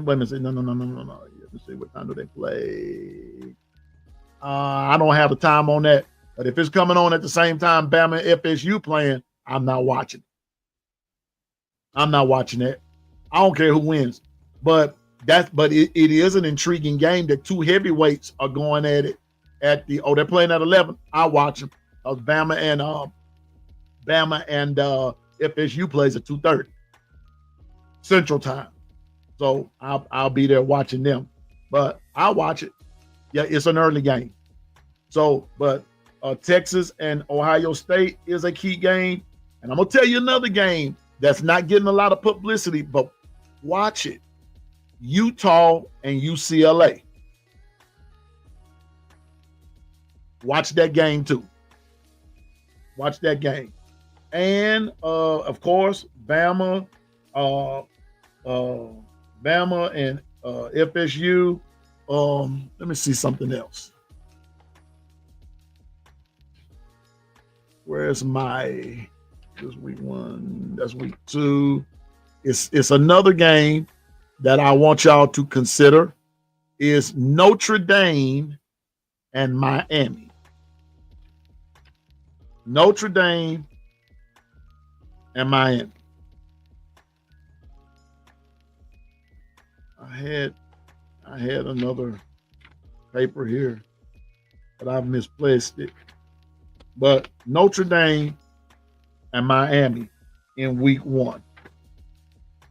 In week 1, those are some of the intriguing games. And I also look at games in which Bama has opponents, Bama's opponents. I also look at some of their games. And they're important too. I mean, they're important to watch how your opponent plays. But week 1 is going to be interesting. Week 1 is going to be interesting. Now, Roderick said the FSU quarterback versus Ty Simpson. That's going to be, you know what? And that's a key statement there, Roderick, because also Roderick being an LSU fan, LSU plays Clemson that first week. It's going to be some intriguing games. So, but the FSU quarterback is Thomas Calistanos. He is a transfer from Boston College. Now, he's not very big. He's pretty elusive, but I'm just saying that Bama's going to have to contain him. Bama's going to have to contain him. Notre Dame, Miami, interesting game. I believe Notre Dame's going to handle it. I do not believe that Miami is that good. I'm with Nick. Miami was only good because of the quarterback that they had. Listen, folks, and I've said this before. I said it last year and everything. Cam Ward,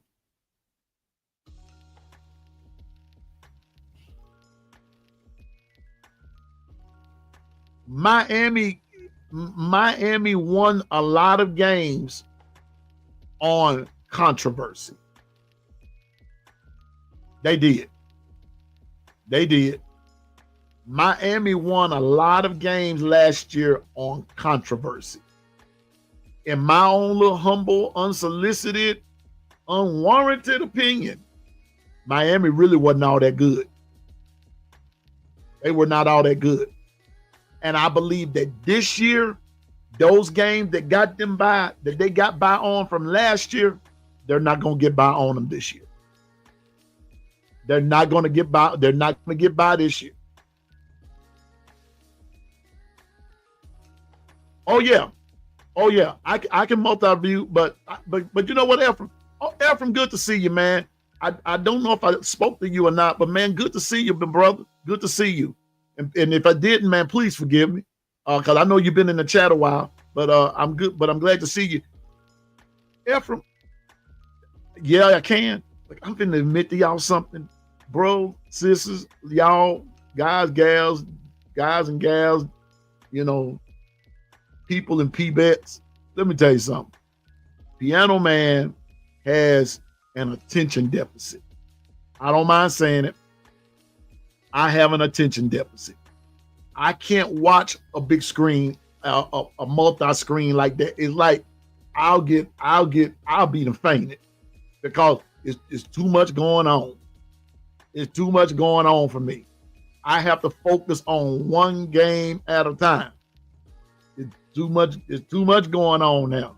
But I can, you know, and by the way, y'all, I'm getting ready to give me another television. You know, because the times that Bama's not on main TV, I want to be able to watch them off the main. So I'm about to invest in another television. I might go get it today, but I'm, you know, but anyway, but I'm you know, multitasking. I'm not good at watching multi games like that. Because I have an attention deficit disorder, and so I just don't do it. I don't even try to put myself out there like that. And I take meds for it.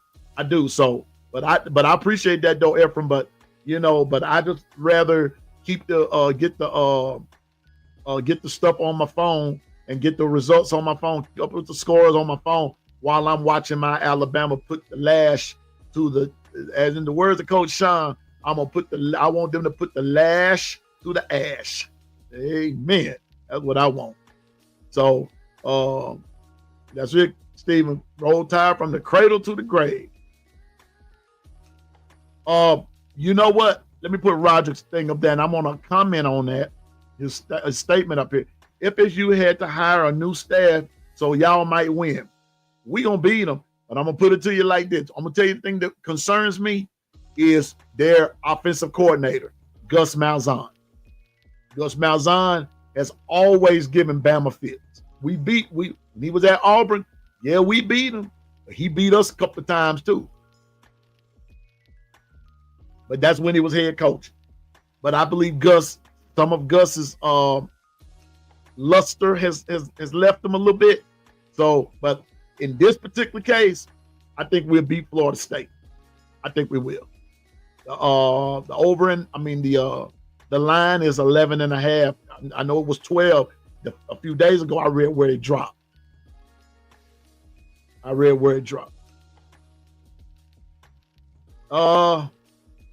Nick said, I have an obsessive compulsive disorder when it comes to Alabama football. Me too, Nick. Me too. I'm obsessive compulsive. Man, when Alabama playing, don't bother me. Don't. Listen. I'm gonna get to week 2 and then we're gonna get out of here. Listen, when Alabama football is on, now this is something that y'all, I hope it's not too many super deep people in here. I don't want nobody that call you. Listen, between the months of August and February, the following things don't need to happen.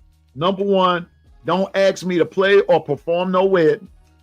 Number 2, don't ask me about coming to no funeral between the hours of none of them during the months of August and February. Don't ask me.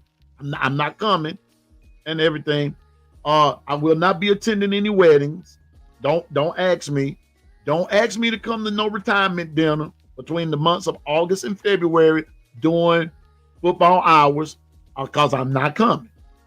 Because when, how am I multitasking, Ephraim? I'm just talking about Alabama football. Listen, don't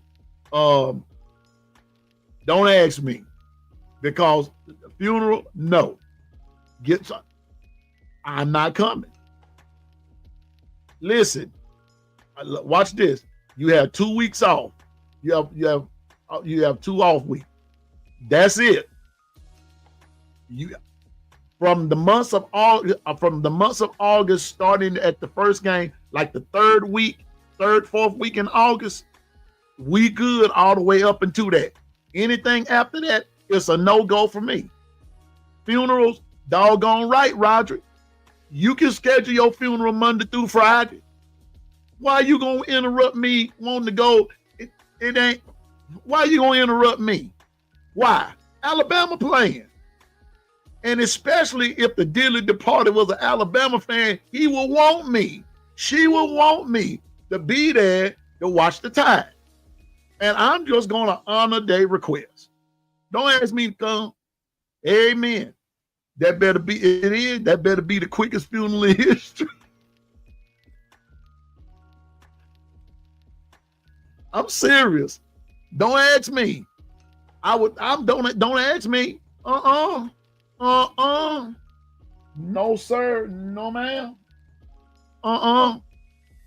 Between the months of August, that after that second off week, Coach Carl talking about, don't ask me. The funeral better happen Monday through Friday. On Saturday. I want to hear dun dun dun dun dun dun dun dun dun dun dun. Roll Tide. That's it. I don't care if they playing the fight song at the funeral. I ain't coming. I don't care if the bride marching into Yay, Alabama. I ain't coming. Nope, and that'll be a no. So better get that together. That's in my contract. My family know don't bother Wendell when Alabama on. Don't bother me. Don't come in with no foolishness. Now, if so, look, anyone that knows me know better. I got you, Carla. I'm with you now. So I'm telling everybody today, who's ever watching this, if you're watching it live or if you're watching it through tape delay or however you deeming that, let me tell you something. Don't bother Piano Man. Don't call me. I don't want to know right then and now. When my Alabama Crimson Tide is playing, listen, even if you tell me, Piano Man, I got $1 million for you, I'll put it on my Cash App and don't bother me. I'll tell you thank you later. Okay? That's right. That's right, Stephen. I'm watching one job. I'm watching one team. I've got one job. The pay isn't, but I'm locked in. I'm locked in too. But I'm telling you now, because I'm even when I'm doing lives and everything, I'm not going to be like some folks and have these watch parties and stuff like that. You can't put $1 million on Cash App where you can leave it at the door. I'm like Fred Sanford, make mine out the cash. Anyway, I'm putting it to you like this. I'm not gonna have no watch parties. I don't say I don't believe in it, but see, everybody's TV speed is not the same. We were watching games. Carlin Dwight will tell you, and everything. We were watching. Form a channel. And we be watching and everything, and I had to shut my mouth because Alabama beat and scored. And man, and I have to do that because I got fussed at because I was ahead of the game. I don't know what was going on. I don't know how all that worked. But the bottom line is, don't bother Piano Man when Alabama is playing. When Alabama's playing, don't bother me because I have an obsessive compulsive disorder. I'm gonna tell y'all the truth. This is a true story. I was at, like I said, played for my choir and everything. When Alabama was playing Georgia in the SEC championship game in December a couple of years ago, and a few years ago, and I'm sitting at the organ and I'm looking at my phone. I say, dang, we losing. Man, golly. Boy, wait a minute. When I looked up and it said Alabama to come back and won the game, man, I got the shout music going. I did. You know, man, it was on like folks then. Alabama to beat Georgia. Yes, sir, Bob. But I was sitting in church. That the Lord done forgave me, y'all. He forgave me because my mind wasn't. I ain't telling no lie. Like Nick, I'm obsessive compulsive when it comes to Alabama. I'm sorry. I'm like that. I'm obsessive compulsive when it comes to Alabama. So I'm telling y'all now, if you're watching this, yeah, if you want to go on and get married, look here, get your wedding plan today, have it ready by go on and do your thing, because you're getting married. You want me to perform it, you want me to play for it, whatever. It needs to get done. Like, you need to be putting that in motion like right now. Okay? Because if you waiting and you say, well, we want you to come and help us with the wedding, and it's gonna be the third Saturday in October. Oh, no, can't do it. Can't do it. Not happening. I'm not coming. I'll send my son, but piano man ain't coming. Well, why can't you come? Oh, we're playing Tennessee that day. I got to watch this here. Well, okay, well, what if we moved it to September the 27th? Can't do that one either. Why? We're playing Georgia. Next. I told you. You ain't see me the day after the Super Bowl. That'll work. That'll work.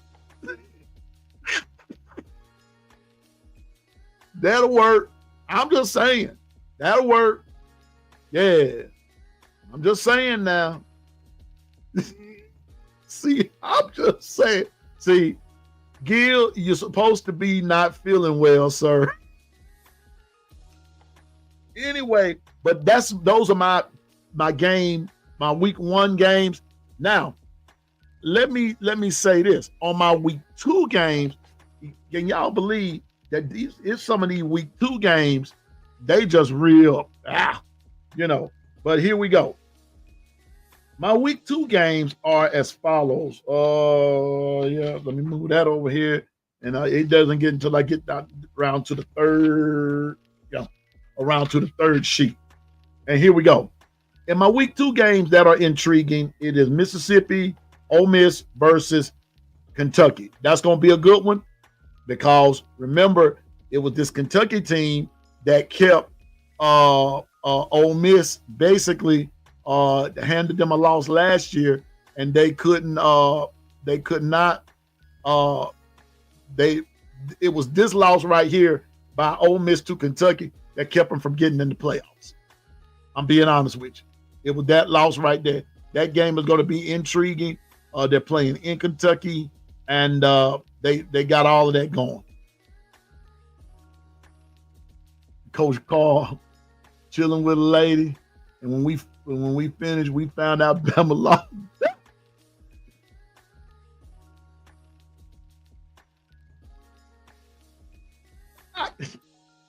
Man, I love my folks, man. Y'all just keep it real over here, and I don't blame you. I gave you that space. Just keep it real.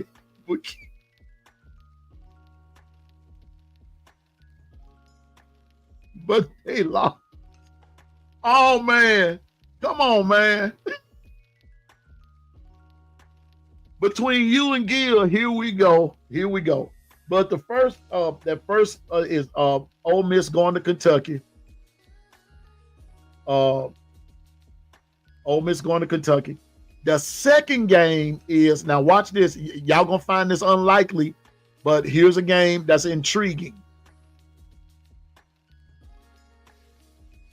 I don't do the record games, Ephraim. I like to watch them live. But I think I will start recording some games for podcast purposes. But thank you. Yeah, I can record them. I just don't. But now I have a reason to, because I have a podcast now.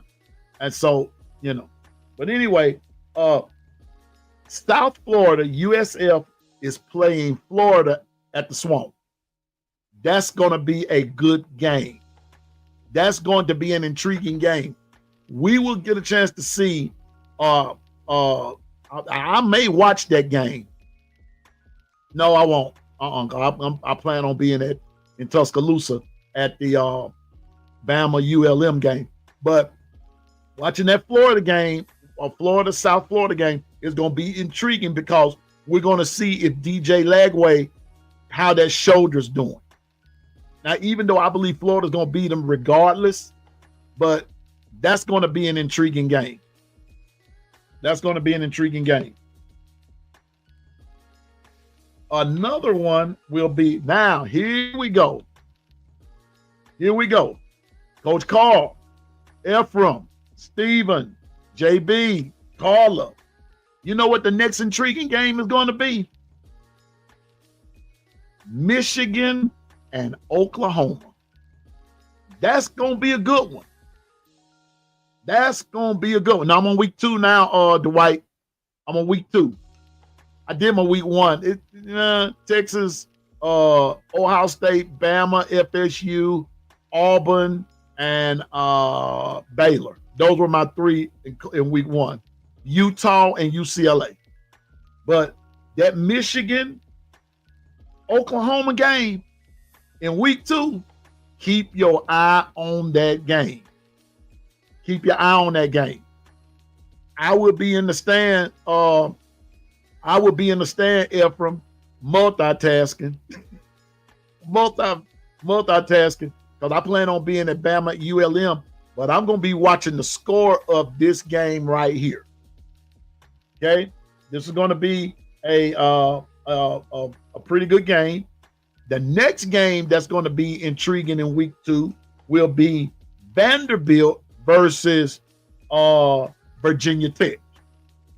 Watch that game too. We're going to see if Dago Pavia can walk the walk like he can talk the talk. So I'm going to get to that, and then we're going to be out of here.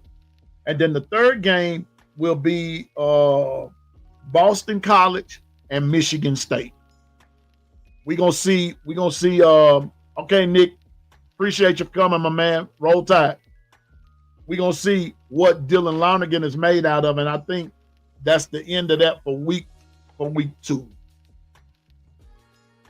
But watch that Michigan and Oklahoma game. I have a feeling that's going to be, as they would say, a knockdown drag out. I believe that game is going to be better than what everybody think it is. Because I'm still of the firm persuasion. I don't believe Michigan going to be all that. So they still registered on that. We beat Bama 2 years in a row. And so, okay. Ole Miss did it one time too. We ain't seen this before. Okay. And so the last thing I want to talk about is we have a little segment called Not So Smart. It doesn't last long. A couple of days ago, in his interview with John Gruden, John Gruden asked Ryan Williams about Vanderbilt. And, long story short, basically Ryan Williams said, we're going to hit an ant with a sledgehammer.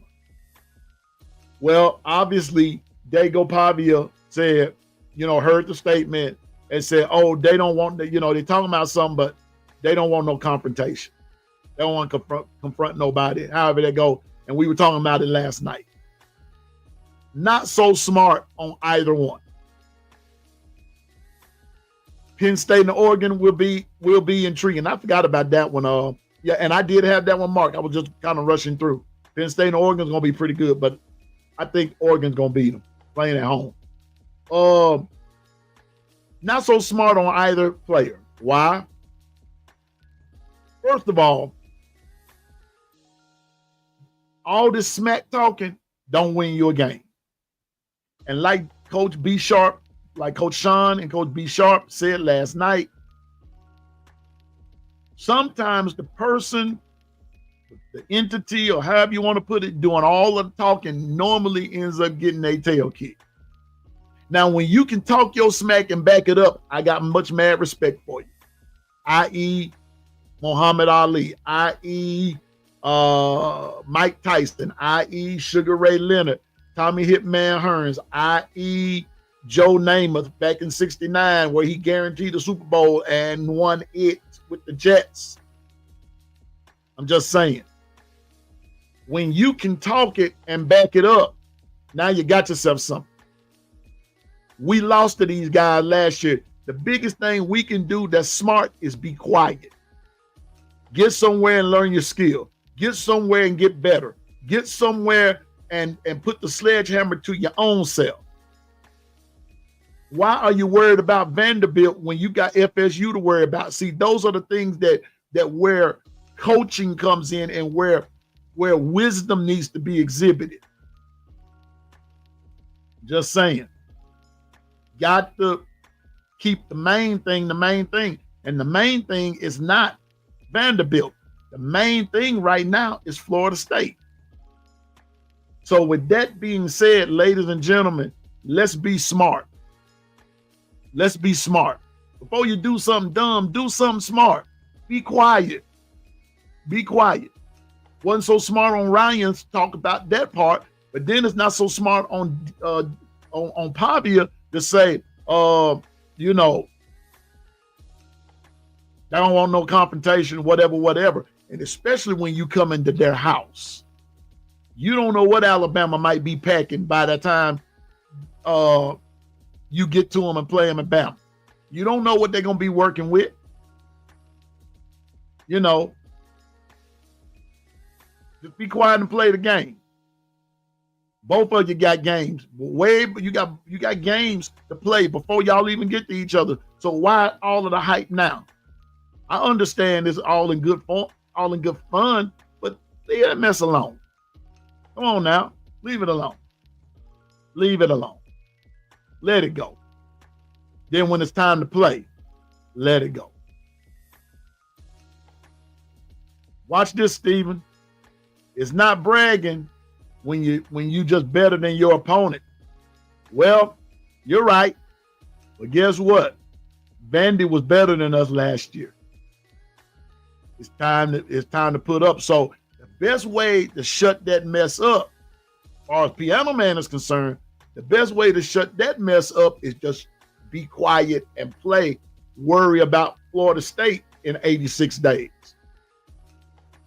In 86 days, we get the chance to start righting the ship. But you right the ship, start righting the ship in practice. We start righting the ship in the workout room. We start righting the ship by holding each other accountable. Not getting up there talking smack to Diego Pop. That's not righting the ship. That's almost stirring a hornet's nest. Because trust me, Vandy gonna come in. Ryan wasn't smack talking. He wasn't. But when you get to talking about, see, that's old school talk, Ephraim. Because see, back in the day, I need Coach Al here. The late Coach Bob Hill from Jackson State used to say, hey, you hit a net with a sledgehammer. That's old school talk. And back in that day, Jackson State backed it up. But see, but when you're talking about Vanderbilt, and Vanderbilt just beat your behind last year, that's not the last thing that you say.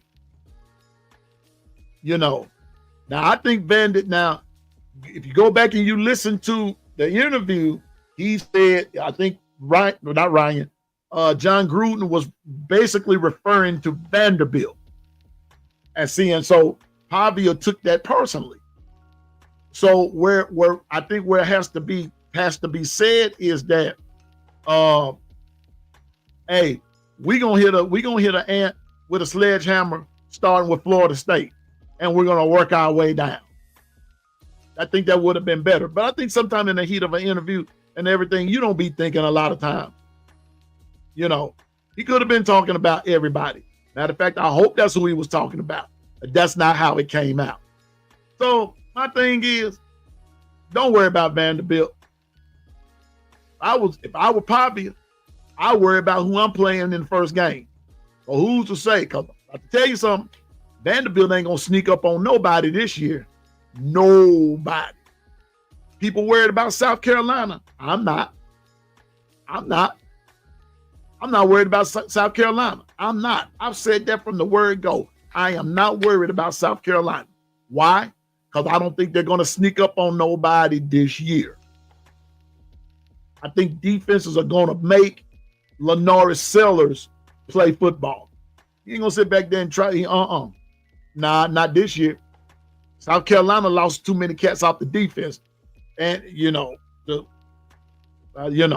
but that's neither here nor there. But my thing is, be smart, Bama players. Be smart. Be smart. Be smart in your interviews. Be smart. Have confidence, but be smart in your confidence. Exhibit wisdom in your confidence. Be smart. FSU needs to be on your mind right now. FSU getting better in your own personal skill sets need to be on your mind, not Vanderbilt. FSU. Let's put that sledgehammer to FSU first. Like I said yesterday, and I'm going back and I'm done. I want to go back to seeing Alabama that when something went wrong on that sideline, they almost got to fighting with each other. I want to see that again. I don't want to see nobody just sitting to themselves as if they are island on the sea by themselves. That's not what I want to see. I want to see some leaders up in the players' face and say, let's get with the get. That's what I want to see. That's what I want to see. I want to see some defensive players jump over their offensive opponent and hop back there in that backfield like Jonathan Allen did that time. That's what the other man want to see. Then I'm gonna walk around there and say, now that's what Bama do. Bama doing Bama things. That's what I want. And Coach Sean said it so eloquently last night. Exhibit some thug mentality when you're on that field. Come on with it. Come on with it. Had that Newport mentality. No, come on with it. That's what Coach Sean was talking about last night. Him and B Sharp, we were talking. That's what you need. You need some thugs on your team. Come on with it. Come on with it. I'm with Steven now. I ain't worried about nobody. I'm really not. I ain't worried about it. I'm not worried about it this year. I'm not. You best be worried about playing my Alabama Crimson Tide. That's what you need to be worried about. Because like Coach Sean said last night, people don't fear Bama no more. People don't fear Bama. That's what Pavia's saying. People, they don't want no confrontation. Because why? We just beat you last year. Now, that's the mindset of that. It ain't wrong. They beat Bama. He ain't wrong. He ain't wrong. He's not wrong. So, I beat you. Listen, Pavia is the only dude I know who can say, I done beat Auburn and I done beat Bama.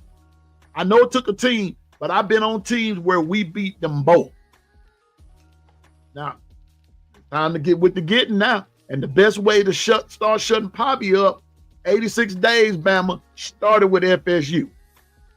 Now, trust me, you done had some players on FSU already talking smack. Why you worried about Vanderbilt? Worry about that big dude that said, we going to beat Bama. Once again, in the words of Governor JB, I don't read no sign that says, we want Vandy. We want Florida State. We want Georgia. But all these signs up there saying, we want Bama. Now, that ought to tell you something right there. That lets you know you're the standard. So with that being said, be smart, fellas. Be smart. 86 days. Can we put 86 in the chat? 86 days. And we have liftoff. 86 days. We play Florida State. Are you ready? Are you ready? And I'm going to say this right here. No divas or clickbait wanners. Just the attitude of we refuse to lose. Probably a misunderstanding. I don't think Ryan worried about Vandy either. What's that dude name? John Gruden. I think John Gruden just being John Gruden. Just trying to hype up something. That's John Gruden. But I don't think he worried about it. I just want him to be smart. That's all. Put that belt, put that sledgehammer to everybody. Everybody. Beat everybody. I don't give a darn. I'm like Roll Tide Willie now. I don't give a piss about nothing but the Tide. That's what Roll Tide Willie said. And it's time, you know. I'm with you, Stephen. I'm just, you know, I don't give a hoot about nobody but the Alabama Crimson Tide. Let's get with it. That's it. 86 days. I mean, I need everybody in the chat. And listen, LaToya, if you still on here, I think you got some folks' attention even in last night. Look here. LaToya said yesterday, I want the defense to be the defense, the wall. How did she put that yet? Where you at, LaToya? How did you put that yesterday? If you still here, if not, I'm gonna think about that. Even if I got to come back on here live tonight, just an impromptu. You know, it is what it is. Look at here. Is it the wall of hell? No. How did you put the great wall of hell? No, that's it. That's it. The great wall of hell. No. Excuse my language, but that's what Alabama defense need to be, especially that defensive front. That ought to be the nickname right there. No, you ain't going nowhere. You ain't going nowhere but down, player. This finna to be 3 and out. 3 yards and a cloud of dust. That's what it's gonna be. Give the ball back to our offense. Now that's what it needs to be. Matter of fact, I put you on the big screen there, Toya. That's what I feel. That's what I want. That's what I want right now, player. You ain't going nowhere. Bam, you ain't going nowhere. I told you that. Then don't come back here no more today. Tell your coach, don't run that play no more because this is what you're going to get. No. I'm a bit like Bishop Bullwinkle. Head to the no. The no. We need that Bishop Bullwinkle song. That's what we need. Y'all, this has been fun. I've been on an hour longer than I needed to be, that I was intending to be, but I love hanging out with y'all. Thank you for everybody that's in the chat. Thank you for coming. And those of you that were looking, those of you that were lurking, we like you too. And, we like you. And thank you for coming too. If you have not ever subscribed to the channel, come on now, subscribe to us. Exactly, Double A. When Jonathan Allen was there and everything. Listen. Before I go, I got a couple of things I need to say. Number one, continue praying for Coach Carl, OG Gill, the Russell family.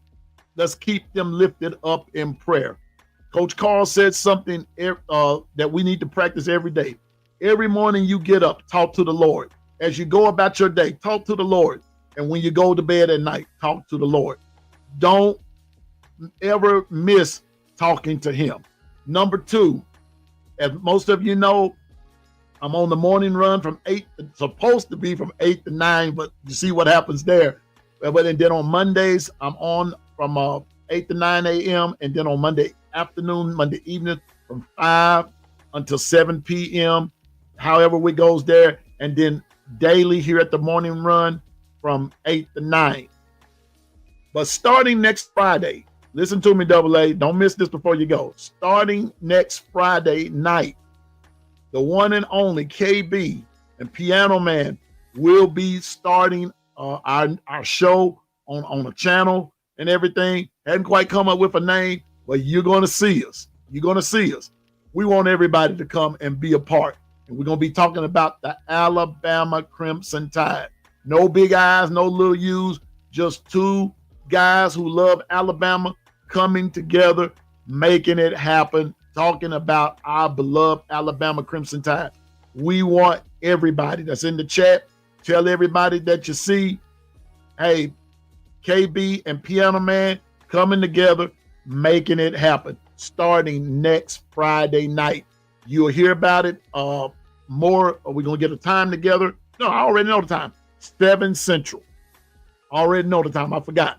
7 Central. That's what we came up with. 7 Central, 8 Eastern, and the rest of it, y'all know if you're on Pacific Coast time or Mountain time, you know about that, okay?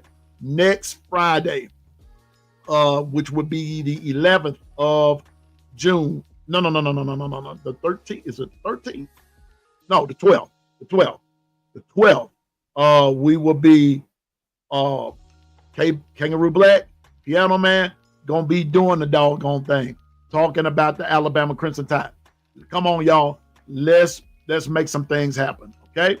And then number 3, don't forget to subscribe to all the channels: DSG, B84, Zach Gaming, Coach Carl, Coach Sean, B Sharp, Jonathan Lewis, Tez, all the others, everybody. Subscribe to those channels. I want to thank the 156 people so far that have subscribed to my channel. I'm on my way to 200. I need 40-something odd people that have never subscribed to my channel. Please subscribe to my channel, and let's make this thing happen, because I'm not after your money, just after your subscription. And the last but not least, we will be doing a giveaway with the 2025 college football game. I'm going to figure out how to do it, but the 401k crew will not be entering into the contest, so you don't have to. It'll be Friday the 13th. Oh, gosh. Okay, Friday the 13th. Well, then we're going to make it happen. All right. So anyway, the 401k crew will not be entering into our giveaway, but the 401k crew will be getting something personally from Piano Man, and they I'll let y'all know when I done gave it to them and everything. But they're going to be getting something personally from me, just for me. I want 401k crew to know how much I love them, how much I appreciate them, and everything. And so 401k crew, you're gonna get your gift. You're gonna get your gift, okay? And then to my subscribers and people that watch the channel and everything, we're gonna figure out how we're gonna draw this, and we're gonna have a first place, second, and third place. We're gonna do this, and we're gonna do this from time to time. It's not the size of the dog in the fight. It's the size of the fight that's in the dog. Yes, I don't have a lot of people, and yes, I don't get any monetary donations for anything, but I'm willing to do this out of my own pocket. Why? Because I love you as individuals. So thank you for coming. To all podcasters, keep grinding.